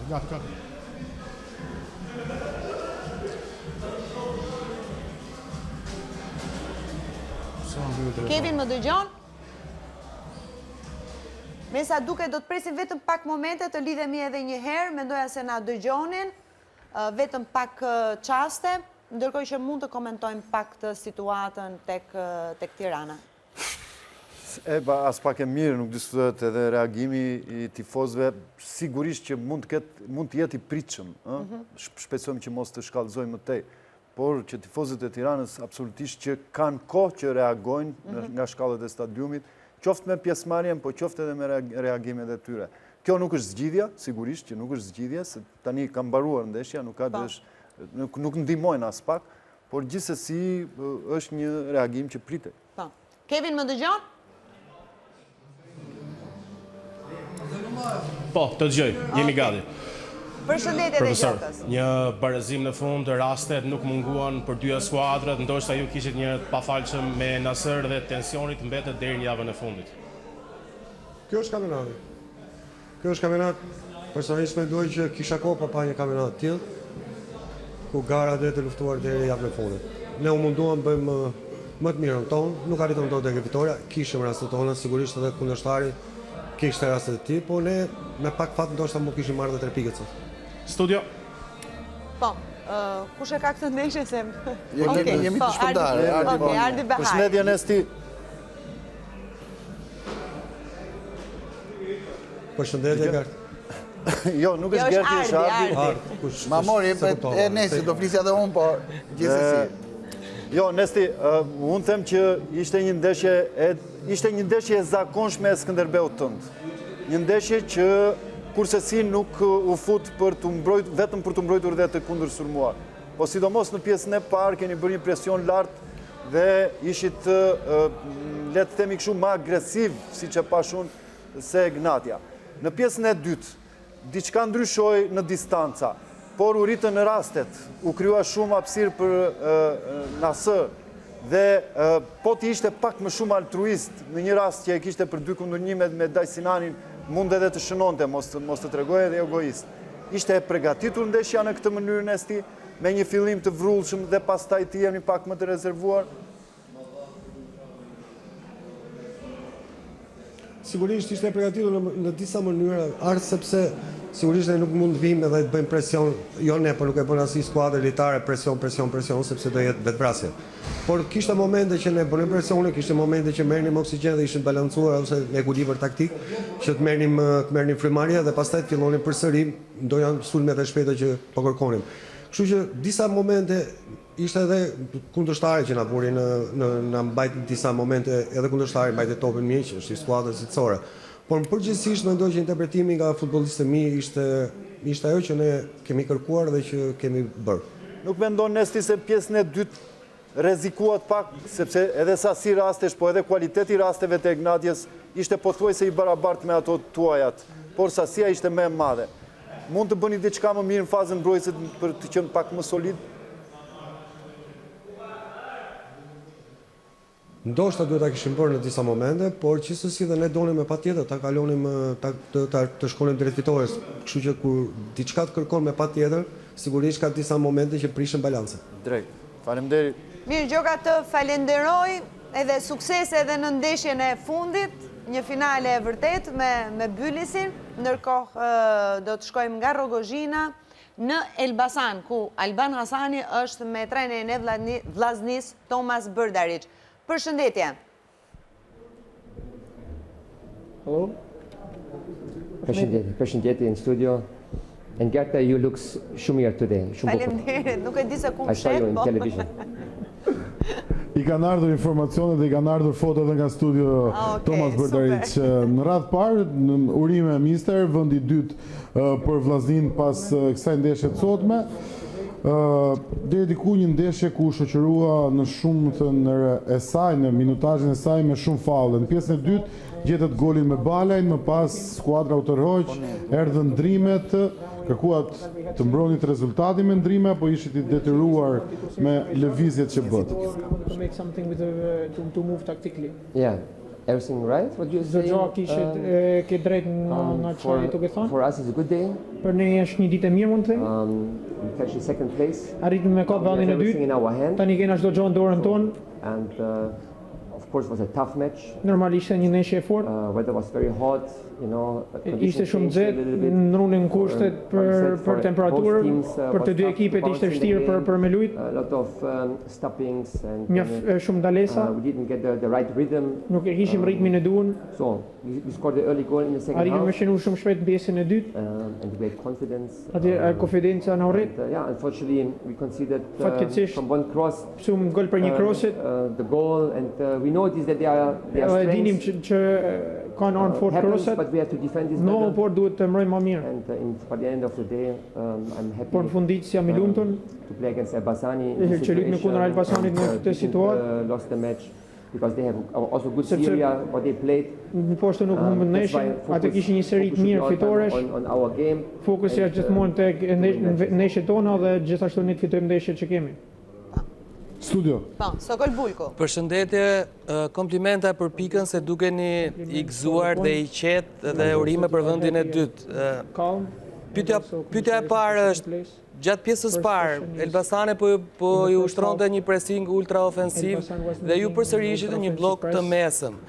Në rinisjet, a gabuat sepse përveç se nuk kishit rinisjet shpeta, nuk kishit dhe mbështetje nga lojtarët, kjo sepse Elbasani po ju zjaste me atë pressingën ultra ofensiv apo e kishit përgatitur kështu ndesh? Elbasan was staying all time ultra offensive, and did we prepare the match to stay in mid block, or maybe would be a little bit more fast on starting the game? Yeah, I mean, we are prepared for both patterns. Kishim përgatit për të dy opsionet, por me pressing lartë poshtë ose në blok mesëm. Two solutions. Edhe kishim dy opsione që delin mirë. But we had not, or to say, Elbasani had the backwind, you know. And to play proper balls from our goalkeeper was really tough. Mbrojti mirë sepse because the ball, when you play long balls, the ball kur lunim topat e gjatë shkonin gjithmonë mas shpinës të mbrojtësave tyre. Issues to solve it in the first minutes, but afterwards minutat e para kishin probleme, por pastaj rregulluam dhe u duk më mirë. Of course we can solve all time something better. Normal gjithmonë mund ta rikuperojmë, është edhe diçka teknike. Be in some patterns and situations doing much better. Disa situata mund t'i bëjmë më mirë. But after Dinamo last match, por mas ndeshjes Dinamos, it's also tough. You know, with that win to come here. Vështirë pas asaj fitore dim të bëjmë një ndeshje po ashtu të mirë si ajo njëjta. Por mund të them që në fundit si jena okay me këtë barazim edhe në mënyrën se si luajt. Pyetja tjetër, keni zëvendësuar 3 sulmuesët që kishit nisur nga fillimi, pra Balen, Malen edhe Dodën. Kjo për freski fizike, atë që thatë, dhe tjetra rrezikuat sepse mbas shënimit golit u toroqet shumë brapa. Pra edhe pse zëvendësuat 3 sulmues që ishin të freskët, prap strategjia juaj ishte u toroqet shumë brapa. Our strategy was to go on low block. I mean, first of all, to press under those conditions, it's tough. Në bëhen një pressing siç thonë këto kushte dhe temperatura është mjaft vështirë. Yeah, you are right. We went a little bit too much deep, and we didn't keep them high as possible. But it doesn't matter, you know. You must switch and transit better, you know, from defense and offensive. Duhet për më më mirë tranzicion poshtë nga mbrojtja në sul. Po atë me rastin ta dyfishoni me Dodën. And the game is finished. Aty mund të mbyllte loja. Those matches are momentums. Këto ndeshje vetëm momentet janë decisive. Nuk arritëm me shënu. And I mean, we want to prevent those crosses from them. Do na me paranalu këto crosset from our box.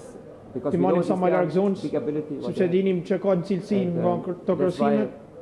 How to say, you know, if we have more luck today, we will win. Nëse mund kishim pak më tepër fat mund fitonim sot. In that case, we take the draw. Edhe në këtë rast të marrim barazimin, edhe është okay për ndeshjen e radhës. Mirë, ju falenderoj, urime edhe njëherë për vendin e dytë për momente, sepse është edhe një javë, një porosi të lutem për javën e ardhshme, komplimente edhe për çunat, se u ngeli hatri, se përveç janë specialistë shumë të mirë, janë edhe shumë simpatik. Not specialist, but also good looking. Guys in studio. Yeah, I mean, all together you look super beautiful. Faleminderit, ishte thjesht për shaka kjo. Ta kisha thënë që fillimi, Ju përshëndesim. Mirë, do t'ikim nga Elbasani në Laç, ku na pret Erkan Çutra me trajnerin e Laçit Francesco Moriero. Përshëndetje dhe urime për fitoren.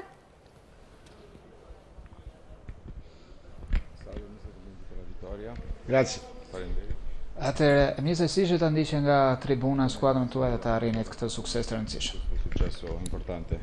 Sì, abbiamo deciso insieme lo staff. Po, vendosëm bashkë me stafin. Volevo assistere alla partita dalla tribuna. Doja të shikoj ndeshjen nga tribuna. Perché si vede un po' meglio. Sepse shikohet mirë. Vincere fa sempre bene. Fitosh bën gjithmonë mirë. Quindi l'ho vista bene. Pra e pash mirë. Pyetje nga studio. Jo, fillimisht dua ta pyes për lajmin që na erdhi, a ndjehet mirë sepse mbi të gjitha kjo është më e rëndësishme, pastaj vjen pjesa sportive. È arrivata una notizia che si stai bene perché poi le altre cose poi non sono importanti. No, sto bene. Jo, jam mirë. Okej, kjo është e Un po' rëndësishme. arrabbiato Çik i mërzitur per il rigore annullato. Me penaltin anulluar, për golin anulluar. Perché secondo me non c'era il fuorigioco. Sipas me nuk da ishte valutare ashtore. bene questa situazione Duhet valutosh mirë kjo situatë. perché tante volte con questi episodi, come è successo tutto l'anno, Shumë me këtë episode si ndodhi gjithë vitin. si va a compromettere comunque la prestazione della squadra e noi ci dobbiamo salvare. Shkojnë të kompromentojnë situatën e ekipit dhe ne duhet shpëtojmë. È da valutare bene quell'episodio, ecco. Poi magari mi sbaglio, ma difficilmente mi sbaglio. Është të valutohet mirë ky episod, unë mundem të gabojmë, po pak herë gabojmë. Che un episodio può decidere una stagione. Sepse një episod mund të vendos një sezon. E bisogna stare attenti su queste valutazioni. Edhe duhet të jenë kujdesëm të këto valutimet. Do t'i shohim rase e diskutueshme me Klajdi Kolën, vetëm pas pak sa po të mbarojmë me lidhje direkte me gjithë trajnerët, ecim me pyetjen e parë. Ardi Behari. Ormai è andata, ma Prima domanda. Përshëndetje dhe urime për fitoren. Një fitore që ju mban, sigurisht ishte domosdoshme se ju mban në lojë, po themi deri në ndeshjen e fundit. Unë mendoj që këtë ndeshje mund ta kishit fituar pak më përpara, po të kishit qenë pak më të kthjellët në sulm dhe të shfrytëzoni edhe me fat, në fakt të shfrytëzoni të rastet në maksimum. Mendon se Laçi në këtë situatë ka sjell mungesa e golave, pra rendimenti i vogël i ulët para portës. Situazione rapportata alla mancanza di gol e rendimento basso davanti alla porta. La squadra fino adesso ha sempre fatto grandi prestazioni, tutto l'anno che facciamo grandi prestazioni. Ka bërë ndeshje të mira, gjithë vitin kemi bëjmë ndeshje të mira. Come avevo detto in questa settimana ai ragazzi, io ci credo fino all'ultimo respiro, fino all'ultimo minuto. Si që thash dhe djemve gjatë javës, unë besoj deri minutin e fundit, deri në frymën e fundit. Ci sono ancora tre punti in palio. Janë akoma 3 pikë në pjatë. È normale che nelle ultime partite la vittoria non è arrivata. Është normale që ndeshjet e fundit fitoria nuk ka ardhur. Per varie situazioni che fanno parte del calcio, sbagli il gol o prendi il gol per errori individuali. Që bën pjesë e futbollit, gabon gol, pëson gol për gabime individuale. Ma non dobbiamo pensare più a questo, dobbiamo pensare alla prossima che è la partita più importante. Por s'duhet mendojmë për atë që ka ndodhur, duhet mendojmë për ndeshjen tjetër që është më e rëndësishme. Sokol Bulku, një pyetje të fundit. Përshëndetje, urime për fitoren, edhe pse kemi lexuar që keni pas probleme gjatë javës. Problemi kryesor ishte mungesa e 2 qendrave të mbrojtjes. Ishte e vështirë për ju dhe për lojtarët që ta interpretonin një sistem me 4, sepse kishit përballë në fazën sulmuese një nga ekipet më të mira dhe sulmuesat më kualitativ, pra e interpretuan në mënyrë të rregullt dhe ishte e vështirë që ju ta përgatisni mirë këtë ndeshje. Con tanta qualità è stata interpretata come in maniera positiva e se è stata difficile preparare questa partita. È stato difficile, abbiamo cambiato modulo di gioco. Ishte vështirë ndryshuam modull loje. L'allenatore deve essere sempre pronto insieme ai ragazzi a cambiare. Trajneri deve essere sempre un piano B, come dite voi. Trajneri duhet të jetë gjithmonë gati, gjithmonë me dijen për të ndryshuar, duhet të jetë gjithmonë një plan B, si thoni ju. Abbiamo lavorato tantissimo questa settimana. Kemi punuar shumë këtë javë. I ragazzi in campo hanno interpretato bene la partita. Edhe çunat në fushë interpretuan shumë mirë ndeshjen. Mirë, ju falenderoj shumë suksese në ndeshjen e fundit, që është vërtet ndeshja e jetës për Laçin.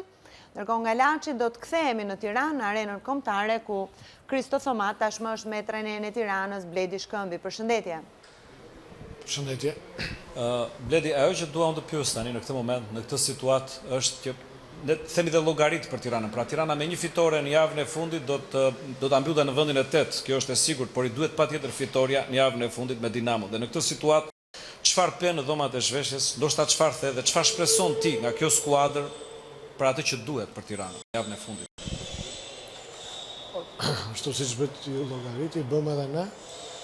Patjetër që fola në zonë zhveshjes me lojtarët, mendoj që për atë që dhanë sot në fush nuk meritonim të humnim, dhe këto ishin fjalët e para që ju thash.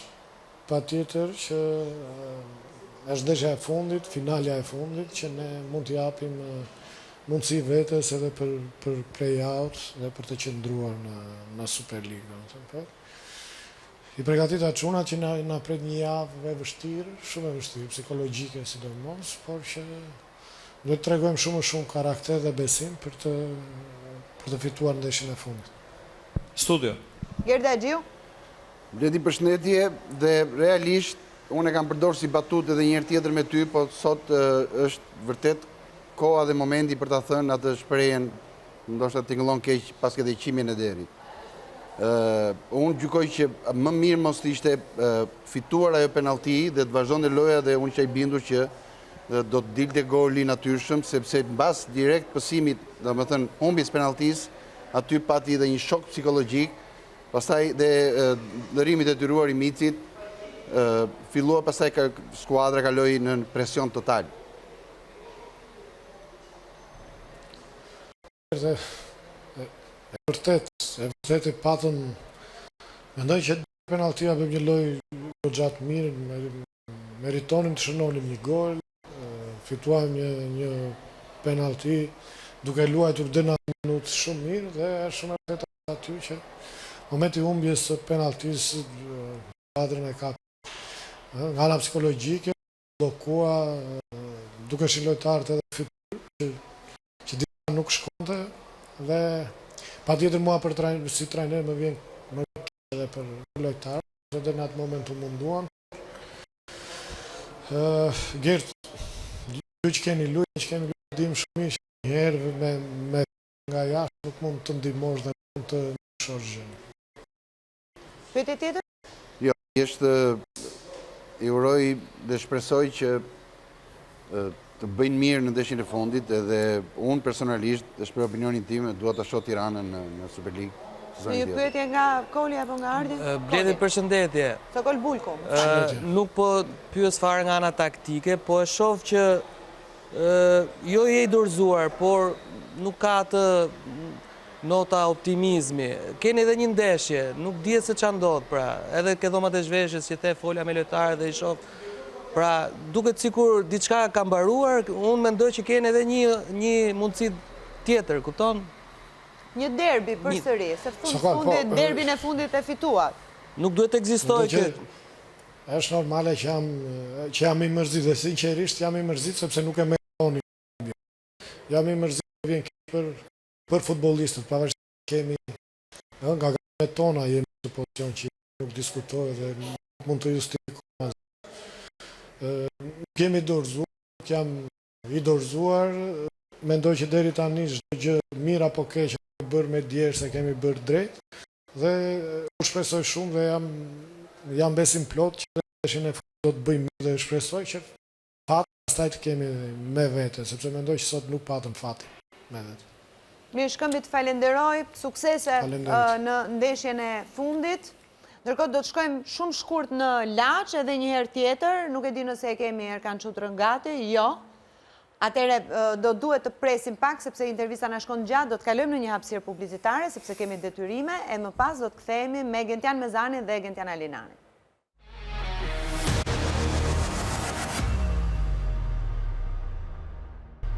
Rikthehemi në transmetim të drejt për drejt me Supergol, do të shkojmë në Laç, ku me sa shoh Erkan Çutra tashmë është vetëm dhe pa trajnerin e Dinamos Ilir Daja. Në fakt, pata një komunikim me drejtuesit e klubit të Dinamos, prisja një intervist me trajnerin e Dinamos Ilir Daja, një gjë e tjetër nuk ndolli, fola edhe me drejtuesit e klubit që të kishim dikë të intervistohen në lidhje me këtë përballje, por të gjithë refuzuan të flisnin në lidhje me këtë sfidë. Delegati i ndeshjes Eduard Gjini më komunikoi që një mungesë e tillë do të çohet në komision e disiplinës, pra do të shkruhet një relacion në lidhje me këtë mungesë për informacion, pra për publikun, por edhe për dashamirësit e tifozëve të Dinamos. Të falenderoj shumë Erkan Çudra ishte dhe në komentin e kësaj sfide, ndërkohë që është hera e dytë në fakt që e bën Daja. Do të kemi më shumë kohë për trajnerët e tjerë që e respektojnë këtë lidhje, po që është fakt isha shumë kurios ta pyesja ka një precedent. Profesorin doja ta pyesja thjesht për domethënë një skuadër si Dinamo që minimalisht edhe kur nuk merr rezultat luan mirë, është në tonus, gjithkohës e karikuar, ka ato mekanizmat e saj për të interpretuar ndeshjen. Sot ishte nën tonus, le ta themi kështu në zhargon. Dhe doja ta pyesja që domethënë çfarë kushtëzoi këtë paraqitje? E kanë kushtëzuar mungesat, e ka kushtëzuar ajo dëshira më e madhe kundërshtarit sepse e kishte si finale, e kishte si ndeshje jete. Dhe kjo ishte një nga ato pyetjet që doja të pyesja. Në qoftë se do të ishte, patjetër që doja bënim, po jemi mësuar tashmë me Dajën, ndërkohë shkojmë në Ballë, jemi me trajnerin e Bylisit, Gentian Mezane, në mikrofonin e Gentian Alinanit. Përshëndetje dhe urime për fitoren. Përshëndetje, faleminderit. Profesor, një batut dhe një pyetje serioze. Nëse do luani gjithmonë me Partizanin, nuk do ishit këtë opozita, do ishit për titull dhe a keni filluar të mendoni që tani për Skënderbeun apo është tjetër? Shiko, batutën nuk po ja përgjigje sepse normalisht jemi akoma në atë rrjedhën e lojës, po duhet ta ndaj edhe për gjysmë meritën. Tjetër mendoj që të mbaroj ky gëzim mirë që kemi, pra kjo kënaqësi që na dha kjo ndeshje, pasandej të mendojmë për Skënderbeun, pra nga nesër do të fillojmë të mendojmë për Skënderbeun, pa diskutim edhe kjo pjesë, sepse mendoj që kjo ndeshje ka pasur një rëndësi jashtëzakonisht shumë të madhe, ku ka pasur shumë presion vetë tiu, jo nga askush tjetër, dhe pa diskutim që jemi akoma në atë rrjedhën e lojës, kështu që nga nesër e tutje do të fillojmë të mendojmë pasandej për Skënderbeun. Pa ju futur profesor Ardit në aspektin taktik, Gega tha që ju duket se u shit më shumë dëshirë se Partizani. Shiko, unë mund të flasë vetën për skuadrën time, normalisht profesor Gega ka folur për të vetën.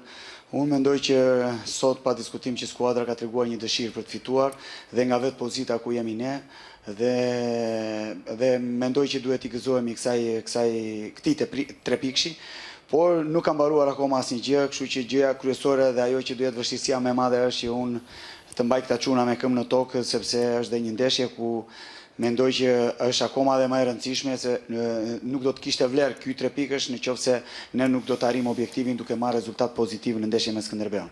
Studio. Ardi Behari. Përshëndetje Gendi dhe urime.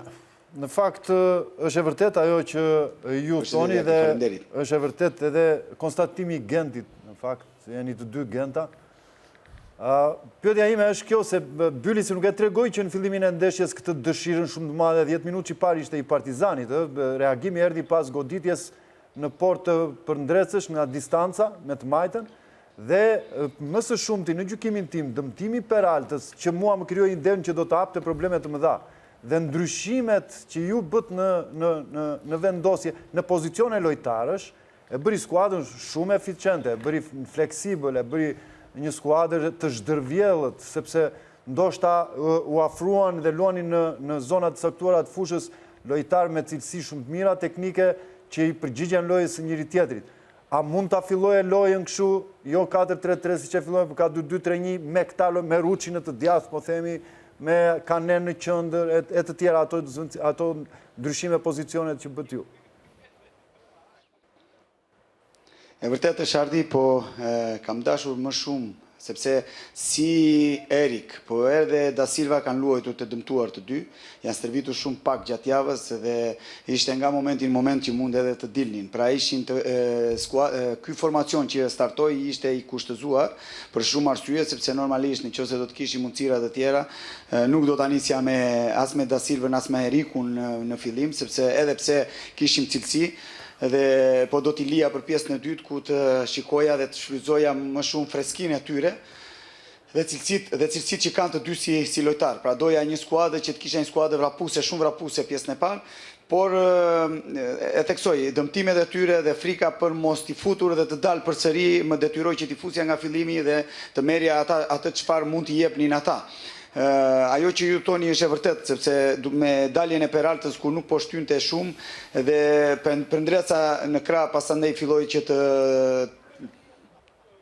të shkonte deri në fundore dhe duke vendosur në vështirësi, plus goditjet nga distanca që krijoi i dha një input tjetër kësaj ndeshje, por unë mendoj që edhe hyrja e Malomos duke bërë shumë presion në mesin e fushës, duke prishur disi ekuilibrat e tyre në mes fushës, sepse në atë 10 minutë ata na kishin marrë pothuajse mesin e fushës dhe Partizani, pra po na kishin marrë mesin e fushës dhe na vendoste shumë në vështirësi.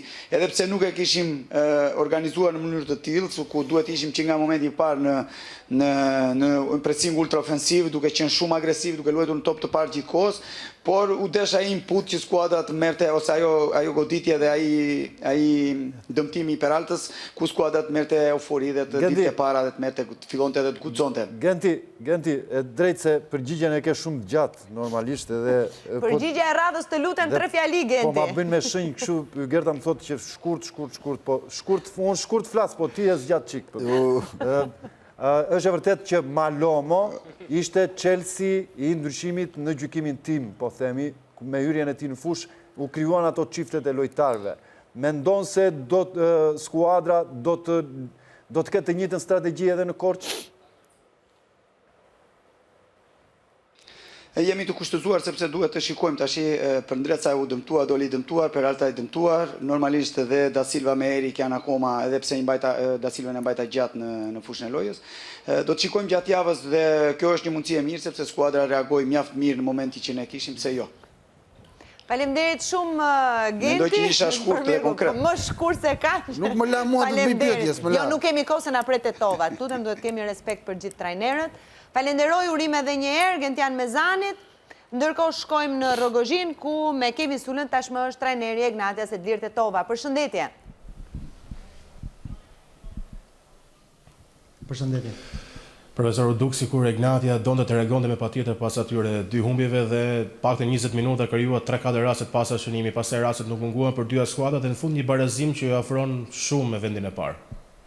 Për ta mbrojtur deri në fund vendin e parë. Po, është vërtet që kishim një motivim me ekstra sot, mendoj që edhe Skënderbeu, sepse rastet ishin për të dyja skuadrat, mendoj që ishte një ndeshje shumë e bukur. Por ashtu si shkoj, me ato raste që u krijuan, mendoj që pjesën e parë ishim më afër, po ashtu dhe Skënderbeu, por mendoj që ishim ne më afër fitores. Studio. Gerdi Axhiu. Tetova, përshëndetje dhe urime për vendin e parë. Në gjykimin tim është pothuajse i mbyllur edhe pse është për të luajtur ndeshja e fundit. Në 4 ndeshje keni shënuar 1 gol me diferenca vogël. Në 4 ndeshje keni shënuar 1 gol. Po më s'qoftu sa joft fjala e Gerdit. Keni shënuar 1 gol në 4 ndeshje. Të shqetëson, ka qenë episodi pro apo diçka nuk po të shqetëson kjo finalizimi, sepse po i shkojmë Final Fourit edhe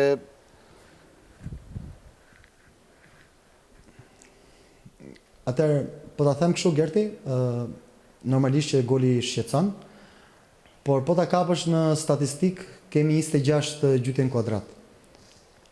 Them finalizimi, nuk po them manovra. Kështu që kjo nuk më shqetëson sepse ti e dim që trajnerit i mjafton që lojtarët shkojnë të jetë përpara portës.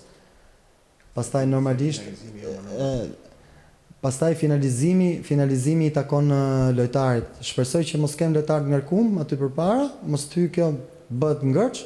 Kjo do të jetë, po themi, motoja që do diskutoj këto 2 ditë. Pyetja tjetër, si e ke kontingjentin në, po themi, mund të rikuperosh në një lojtar apo ata që kanë qenë dëmtuar janë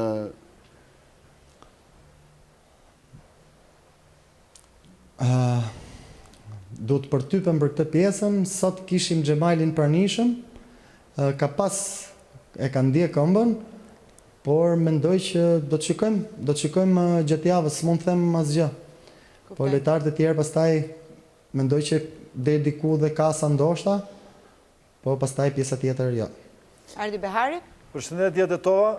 Ndaj plotësisht me ju për pjesën e bukurisë së lojës, po themi atë që na mbajti në ankth, po themi se pjesa e dytë ashtu një ndeshje shumë e hapur me më shumë raste për juve, po edhe me raste kualitative të Skënderbeut që rezikoj jo pak.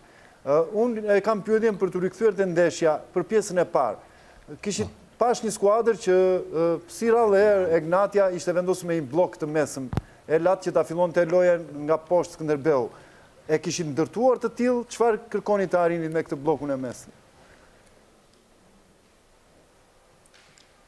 Pa tjetër që ishim në blok të mesëm, duke ditë që Skënderbeu ka 3 lojtarë shumë cilësor lartë në vijën e parë të sulmit. Sigurisht që janë goxha, po themi goxha të shpejt. Mendoj që me mbrojtjen tonë, po themi me lojtar mes fushor, mendoj që kishim pak të vështirë që të bënim atë lojën tonë. Normalisht që duhet që pjesa lartë e ekipit tim do të jetë shumë e ashpër, po mos lën për t'i prish planet, po themi lojtarit që ka topin, po sigurisht është dhe fundi dhe lojtarët sigurisht kanë konsum energjish dhe mundësit për të bërë rotacione shumë pakta. E drejt dhe qartë, po edhe një, mundem, një? Okej. Jo, thjesht e vetëm për të zgjeruar pak, për të zgjeruar pyetjen e dytë të Gertit, sepse Ignatian jo vetëm mungesa e golit dhe në të drejtën tuaj jeni që ju prodhoni më shumë në të gjitha skuadrat e tjera, por edhe rezultatet nuk janë si ato të vjeçmet në prag të Final Four-it, në prag të Final Four-it. Si thua, është e njëjta skuadër, domethënë është e njëjta rrugtim si kampionatin e shkuar dhe këtë kampionat për Ignatian, është e gatshme për Final Four? Shtuar këtu dhe dëmtimet si vjen skuadra, Po, janë dy tablot ndryshme Ardi. Vjet ishte grupi shumë i plot, s'kemi pas asnjë lloj mungese. Normalisht më tepër m'djeg sepse gjithë problematikat i kemi pas mbrojtje, po themi këte nga marsi dhe mbrapa. Unë kam 6 mbrojtësa në dispozicion dhe sot kam vetëm 2 mbrojtësa krau dhe 1 mbrojtës qendre. Kjo që të lem për dëshiru dhe më duhet të operoj kjo pjesa. Kështu që vjetë i kanë qenë gjithë të disponueshëm, kanë pas formë të mirë, për kundrazi më kanë kërku që t'i lej pushim dhe si vjetë është tablo komplet ndryshe. Jam i qartë, faleminderit. Tetova të kërkojmë ndjes, po na la hapësira Ilir Daja, kështu që e pësove ti. Të përshëndese dhe suksese në vazhdim. Dhe do të shkojmë edhe një herë për herë të fundit në Elbasan Arena, ku Alban Hasani është me trenerin e Elbasanit Ivan Gvozdenovic, që duhet ta urojmë për këtë javë sepse për momentin është në vend të 4 në Final Four. Faleminderit Mirmama, faleminderit Gerta, po sot jemi në vendin të 4, por kemi edhe një javë, domethënë gjithë është e hapur, por për sot po ne jemi për sot i bëra urimet. Po, faleminderit. Dhe Ivan, një barazim përballë Vllaznis, një ndeshje e cila deri diku ishte e mërzitshme. Këtë e pranoi dhe Brdariç në intervistë. Personalisht, çfarë të pëlqeu dhe çfarë jo tek skuadra jote sot? Thomas ishte drejt, sepse nga fillimi 20 minuta nuk ishte ritëm. Ishte vetëm faula, goditje standarde dhe s'kishte ritëm. Pastaj jam kënaqur mas goli, po jo direkt mas goli, do shta mas 20 minuta skuadra reagoj, edhe ishim afër, do shënojmë gol, do shta edhe mund do fitojmë në ndeshje.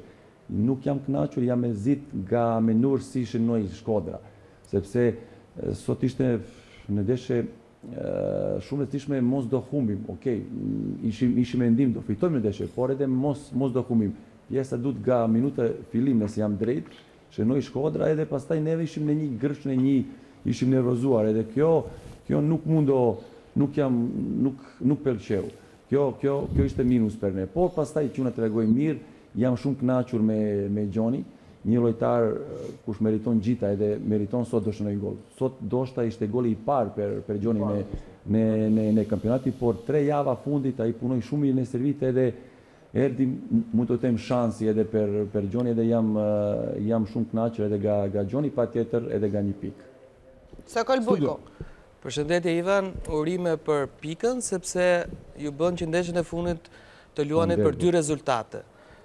Pyetja e parë ishte, pjesën e parë, nuk ishte pa kuptueshme që kishte shumë dalesa, atë që thatë ju gati 20 minuta Në manovrën sulmuese ju qarkulloni topin vetëm tek mbrojtësat dhe kërkonit një lojë direkte.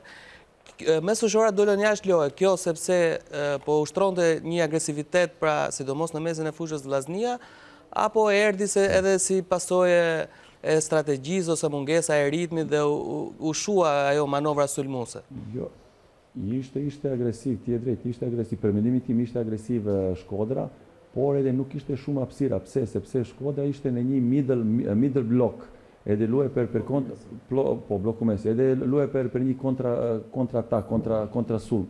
Edhe ne vishim me kudes për pasi fundi, sepse nëse humbi topi, ata direkt do shkoj shumë shpejt edhe do rrezikoj.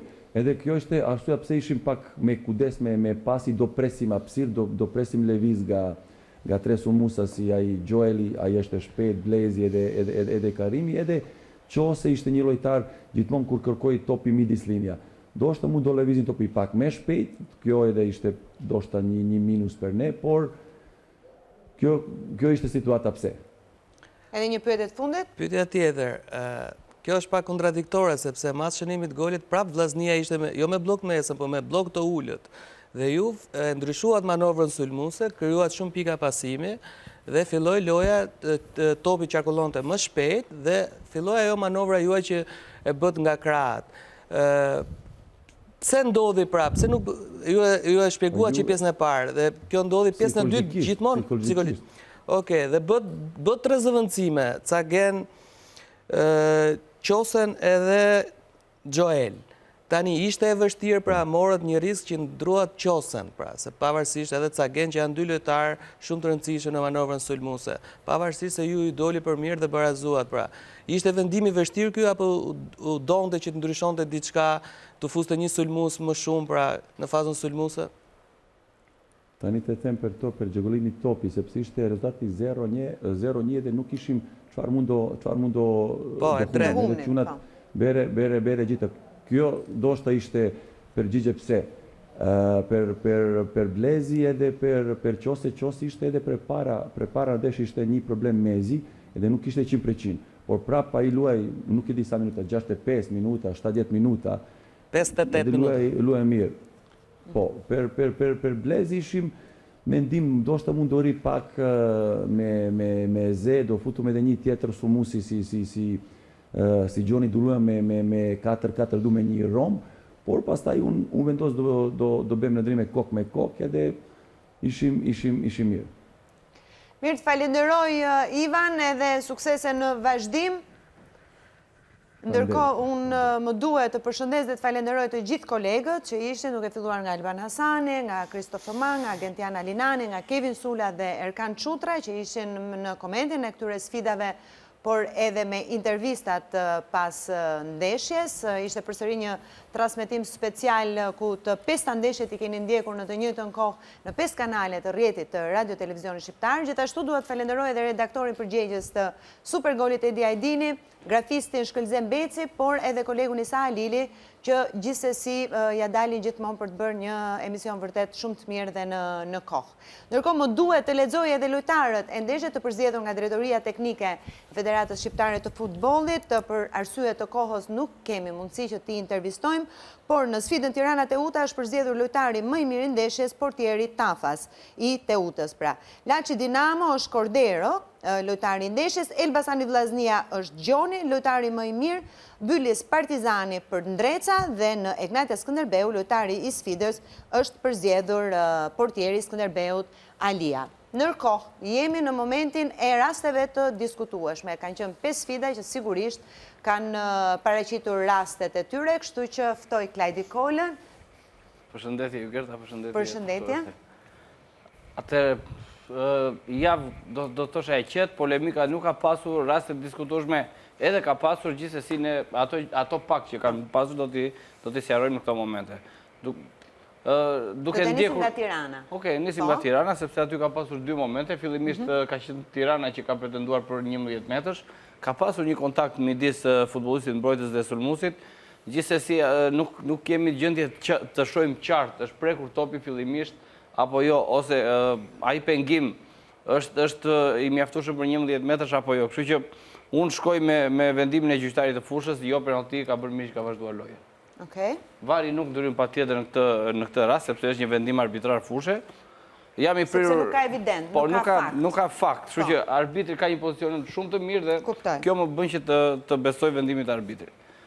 Momenti tjetër është penaltia e akorduar në favor të skuadrës Tiranës, ku gjyqtari Amiti menjëherë ka vëshëlluar për 11 metrësh, por i dukshëm 11 metrësh, nuk ka diskutim. Këtu bie edhe kartoni verë sepse futbollisti portieri është duke të luftuar për topin dhe nuk shkon direkt të shtyjë kundërshtarin, kështu që nuk kemi të bëjmë mas disiplinore. Për të përmendur, ose ajo vonesa e kontrollit nga sistemi VAR ka qenë për pjesën e pozicionit jashtë loje në fillim në nisje të aksionit, por duket qartë që futbollisti sulmues ka ardhur nga mbrapa dhe pozicioni ka qenë i rregullt. Vendimi drejt i arbitrave në fushë. Edhe pse penaltia është humbur më pas, kështu që. Kto kanë qenë rastet në këtë ndeshje. Pa polemika. Do shkojmë tek Elbasani Vllaznia. Këtu kemi pasur vetëm një pozicion jashtë loje të ngritur nga asistenti. Është ky moment. Cague ka përshtypjen, po. Ku ka qenë shumë fillimisht është dukur si ku ka qenë shumë përpara, kështu që megjithatë në qoftë do të kishim vazhdim aksioni dhe rast shënimi goli, atëherë do të kishim të bënim me ndërhyrjen e sistemit VAR për ta anulluar këtë rast. Pra gabimi i asistentit për mos ngritjen e flamurit për pozicion të dukshëm jashtë loje. Okej. Një moment tjetër që edhe gjatë transmetimit të ndeshjes u bëm të gjithë kurioz për të kuptuar çfarë po ndodhte. Ishin drejtuesit e skuadrës së Vllaznisë, kur pretendoi që futbollisti i zvendësuar nuk ishte në sistemin online të Federatës Shqiptare të Futbollit. Gjithsesi, sistemi online është thjesht sistemi formues, gjërat zyrtare që janë për të me informacionet që kam, gjërat zyrtare që janë për të mbetur është protokolli zyrtar i ndeshjes. Në protokollin zyrtar të ndeshjes, futbollisti i cili ka hyrë si zvendësues ka qenë i shënuar, kështu që edhe një lapsus në anën elektronike nuk është problem. Gjithçka është sqaruar kur është parë ose është konstatuar në protokollin origjinal që futbollisti ka qenë i shënuar. Mirë, këto ishin rastet në këtë sfidë, do të shkojmë në Ballç me sfidën Bylis Partizani. Këtu kemi pasur gabim të arbitrit. Duke qenë fillimisht gjyqtari Xhaja ka vëshëlluar për 11 metrësh për këtë rast. Këtu absolutisht Dora kemi prekëtopi me dorë, por Dora konsiderohet totalisht pozicion natyral sepse futbollisti Partizani nuk e ka as të hapur, nuk shkon Dora tek topi. Të gjithë edhe ne këtu në studio ishim një zëri që nuk është 11 metrësh. Po Eugjini si nuk e dalloi një dorë të mbledhur. Dhe nuk di ta them, kështu që ndoshta ka parë topin në dorë dhe menjëherë ka vëshëlluar. Gjithsesi, këtu ka hyrë në lojë sistemi VAR, pra Barriama nga sistemi VAR, i cili ka thirrur dhe asnjë moment nuk ka zgjatur rishikimin në monitor nga ana e Xhajës, sepse menjëherë ka shtyr dhe ka vëshëlluar për top të diskutueshëm dhe për vazhdim loje. Po. Nuk kishin bërë me penalti. Një rast i diskutueshëm që nuk po jepni do shpjegim këtu në studio ishte ky moment, pretendimi i Partizanit ose i Bincukës për 11 metrësh. Xhaja ka qenë pozicion të mirë, duhet këtu unë e ripash shumë herë rastin pas ndeshjes dhe duket sikur nuk ka kontakt fare. Këtë ka gjykoj, duket sikur nuk ka, sepse nuk mund ta them me 100%. Gjithsesi, duke qenë se dhe sistemi VAR nuk ka ndërhyrë, edhe gjykoj që nuk ka pasur kontakt. Në qoftë se do të kishim kontakt, do të kishim bërë me 11 metrë sepse topi është në lojë. Kështu që to kanë qenë rastet në këtë takim. Okej. Shkojmë në Laç me sfidën midis Laçit dhe Dinamos. Ke nevojë të pish pak ujë, Klajde, se po flet shumë gjatë. Janë minutat e mia dhe duhet të shfrytëzoj në më këtë. Okej. Këtu kemi pas një gol të shënuar nga skuadra e Laçit. Asistenti në fushë sipas protokollit të sistemit VAR nuk ka marrë vendim, pra nuk ka sinjalizuar as për pozicionin jashtë loje as për gol. Ky është rasti që përmendi Moriero.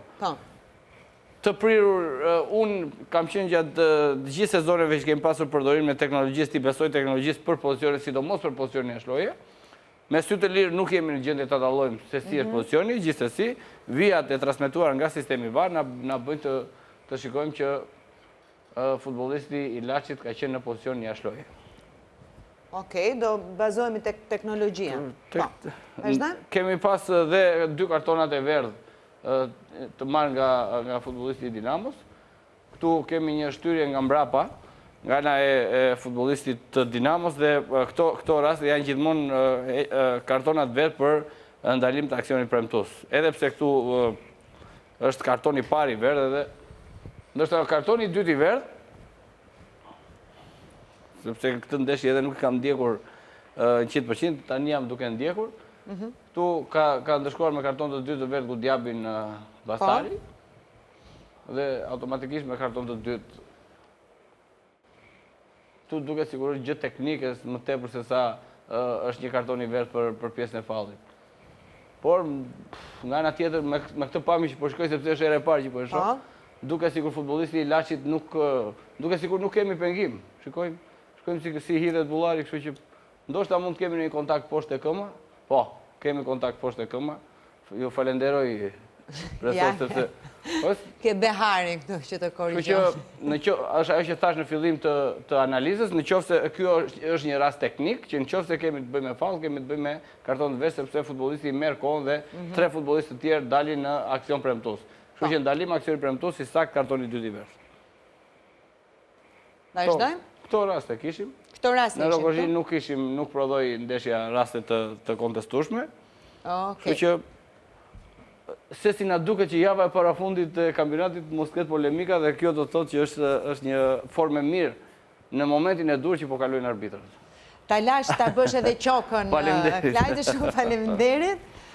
Ishim me Klajdi Kolë me raste diskutueshme, ndërkohë jemi tek të përzgjedhjet më të mirë, pra te goli i javës. Ndërkohë që formacionin më të mirë, ju mund ta kuptoni edhe vetë që është e pamundur me 5 ndeshje njëkohësisht të jemi shumë objektiv, kështu që do ta shpallim në rrjetet sociale. Kështu që shohim cili është goli më i bukur i kësaj jave të parafundit.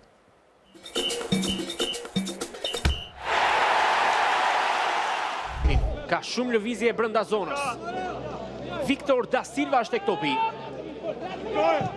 Në shtyllën e parë, devijohet, shkon në anën tjetër, kjo në rrjet, realizohet.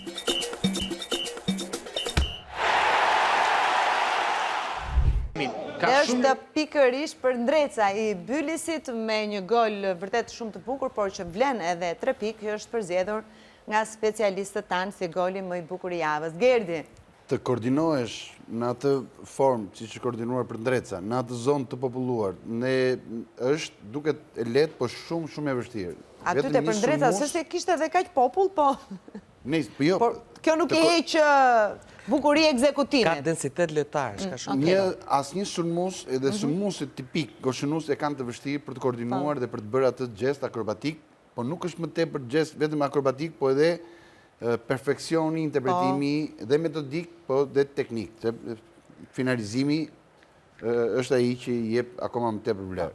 Pra, gjithë fjalëve të mira që kemi dhënë për ndresë për performancën i shtohet edhe... Këto marrin më shumë vlerë se ky gol, fjalët e mira për ndresën një djalit Atinjes 2006, që vetëm kohët e fundit filloi të shfaqej te Bylisi, por në gjykimin tim ka rezultuar një nga zbulimet më të mira, jo vetëm të Bylisit, por edhe të kampionatit tonë në përgjithësi.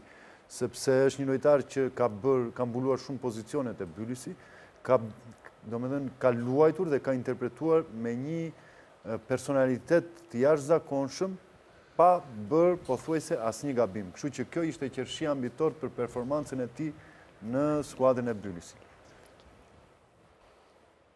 Okej, Koli, ke ndonjë koment që të vazhdojmë? Koordinacion edhe kohën, i ka gjetur pra një kohë pak me vonesë, ai Sembene do ta fuste kokën dhe do ta devionte ose do ta çekuilibronte, po përveç fjalëve të mira, pavarësisht se nuk ka lidhje me golin, ai luajti në një rol të ri sot pra në qendër majtas me në mbrojtje. Po shkoi edhe majtas, shkoi edhe mbrojtje. Jo, ideja është që përveç këtyre shtohet edhe kjo që nuk luajte në pozicionin e tij natyral nga fillimi. Mirë, goli më i bukur i javës për ndreca i Bylisit. Ndërkohë shohim pak kalendarin e javës së fundit, java e 36, ku ka akoma shumë gjëra për tu ndarë. Vllaznia Laçi, Dinamo Tirana, Teuta Egnatia, Skënderbeu Bylis dhe Partizani Elbasani. Janë të gjitha duele flak përveç Teutës dhe Egnatiat që është pak më chill. Gjithë të tjerat janë me siklete prapë. Kurse gjithë të tjerat janë vërtet me siklete, po e shohim dhe njerë nga 2 fjali secili klasifikimin për momentin, duke parë edhe kalendarin e javës së fundit, për të parë se çfarë mund të ndodhë. edhe pse ky kampionat na ka treguar që vetëm për parashikime nuk mund t'ja dalim dot. Pra, Egnatia nëse bën një gabim, po themi Vllaznia mund të përfitoj, po dhe Vllaznia nuk e ka kaq thjesht me Laçin që i janë zgjuar shpresat, ndërkohë Dinamo duhet të luftojë me Tiranën, që i duhet patjetër një fitore për të kapur vendin e dytë. Elbasani Partizani është një duel kok më kok për vendin e katërt. Byli Skënderbeu po ashtu. Pra është e gjitha për të... Po ta nisësh nga lartë, Egnatia unë mendoj që është, domethënë, fituese e vendit parë, sepse Teuta do jetë akoma duke festuar dhe nuk ka asnjë motiv që t'ja bëjë të vështirë Egnatias. Është për tu parë... Po gjithsesi matematikisht jo akoma. Jo, matematikisht jo. Ne po flasim nga ana e jashtme. Dinamo është për të parës, si do rezistoj, pra do synoj prap vendin e dytë, sepse ka një ndeshje kundrejt Tiranës që është në pozitë shumë delikate. Mos harrojmë që Dinamo luan dhe me Vllaznin në ndeshjen e kthimit në të mërkurën. Do harxoj akoma më shumë energji. Pra janë energji të harxuara. Dhe Elbasani Partizani e thamë që Partizani është nën presion tani, sepse duhet patjetër fitoria dhe ka humbur vendin e katërt, dhe kemi përballje direkte Skënderbeu Bylis që do të zgjidhë gjithçka në pavarësisht se është një javë në fundit. Gjithsesi prap ka shumë kombinime. Edhe Partizani është në të njëjtën situatë që duhet të bëjë dhe ndeshjen e kupës, në fakt, do harxojë energji në këtë situatë të tillë para një finale të tillë me Elbasanin. Kështu që po që ajo që ngelet për të parë është gjithmonë kjo ndeshja e Skënderbeu Bylis që jep shumë përgjigje për pjesën e poshtme të tabelës. Mirë, do të shohim edhe kalendar, jo, do të shohim pak se si janë ndeshjet, po të gjithë e dim të mërkurën, ne do të jemi transmetim drejt për drejt me Supergol me ndeshjet e kthimit. Ju lutem alini kategorinë e parë në fund, ndeshjet e kthimit, pra do të kemi një Dinamo Vllaznia, kam përshtypjen. Me sa duke nuk i kemi, pra të mërkurën në orën 19, të dyja sfida do t'jenë në të njëjtën orë, Partizani do të pres Egnatian, ndërkohë që Dinamo do të pres Vllaznin në ndeshjet e kthimit, ku do të përcaktohen dhe cilat skuadra do të shkojnë në finale të Kupës së Shqipërisë. Shkojmë te kategoria e parë që zhvillon nesër javën e fundit të saj, ku edhe këtu ka shumë për të përcaktuar, do të kemi një Apollonia Lushnja, derbin e Myzeqes, për të përcaktuar se cila nga këto skuadra do të shkojnë në play-off. Për momentin, Apollonia është një pikë si për Lushnjës. Erzeni Kastrioti është një sfidë që është vetëm për statistik. Vora Flamurtari do të përcaktoj shumë në kombinim patjetër edhe me Valbona Besa, se cila nga skuadrat, pra Flamurtari apo Besa, do të ngjitet automatikisht në abisnet superiore dhe cila do të duhet të luaj play-offet. Kurse Kuksi, Burreli dhe Korabi Pogradeci përsëri janë për statistik. Keni ndonjë koment apo do t'i lëm për nesër? Po do t'i lëm për nesër, po s'kemi si të rim pa thënë Vora Flamurtari, sepse është ajo e shumë pritura. Qofse Besa e ka detyrë të fitojë, nuk e ka të vështirë. Ajo që do kuruzoj Flamurtarin për në Super League është vetëm Flamurtari. Për balë Vorës, një Vorë që e ka kryer misionin e saj, ka dalë kampion, pra edhe nuk mund të dalë mbi vete të bëjë një gjë i takon Flamurtarit të dalë mbi vete për të arritur qëllimin e tij. Unë e kam thënë dhe javën e kaluar. Është ndryshe kur ti para se futesh në ndeshje, thua do los dhe jap maksimumin edhe pse ke arrit objektivin, dhe ndryshe kur e ke 90 minuta e kusur, kundërshtarin e ke aty afër, ka komunikim, ka dashur pa dashur, u pa, domethënë edhe me Besën, domethënë Vora, edhe me rotacionin, me ato zënsimet, edhe e ka në dorë Flamurtarit. Te impenjimi vetë maksimal, potencialin e ka, Vora e ka kryer detyrën, kështu që Besa jam i sigurt që do ta bit veten. Sokol, një sfidë tjetër, pavarësisht se Vlonjanëve u intereson shumë Flamurtari, në fakt gjithëve u intereson si Flamurtari, po ashtu dhe Besa, sepse janë skuadra që kanë histori në futbollin shqiptar, edhe patjetër do të ishte lajm i mirë për secilën që do të ngjitej në superiore, por është edhe Apollonia Lushnja një sfidë shumë e fortë. Sfidë shumë e fortë, unë mendoj që Lushnja do kaloj, pra Apollonia nuk bën dot rezistencë, sepse ka mungesa dhe në organik dhe lojtarët dhe ndryshime në staf, pra Lushnja është më solide, sidomos jashtë, sepse kur luan brenda ka të presionin e tifozave dhe ka çduar në ndeshjet brenda. Unë mendoj që Lushnja do kaloj. Po i duhet patjetër fitoria ama. Apollonia luan për 2 rezultate, luan dhe për barazim sepse është për 1 luan për 2 nuk të del, kështu që mendoj që ato do jenë të motivuar në maksimum, kështu që... Mirë, lajmi mirë është me Ardi Behari dhe me Sokol Bulkun do t'jemi edhe nesër në transmetimin e Supergolit, ku do të shohim pikërisht këto ndeshje të kategorisë së parë, 2 prej tyre, sfidat më të forta, ajo midis Vorës dhe Flamurtarit dhe Apollonisë dhe Lushës, do të transmetohen drejt për drejt në RTS Sport dhe në RTS 2 Definition. Ju falenderoj shumë, Gerda Gjiu, Sokol Bulku dhe Ardi Behari që ishin me mua në këtë transmetim të ditës së sotme, Klajdi Kolë, gjithashtu të gjithë stafin e RTS Sport dhe teknikën për këtë transmetim tjetër special. Ne do t'jemi përsëri dhe javën e fundit me këtë transmetim maraton, sepse përsëri sfidat do t'jenë në të njëjtën orë. Megjithatë deri atëherë kemi kohë se kemi akoma për të folur. Nesër do takohemi përsëri në orën 14:30 me Supergol. Faleminderit për vëmendjen, deri atëherë kalofshi sa më bukur.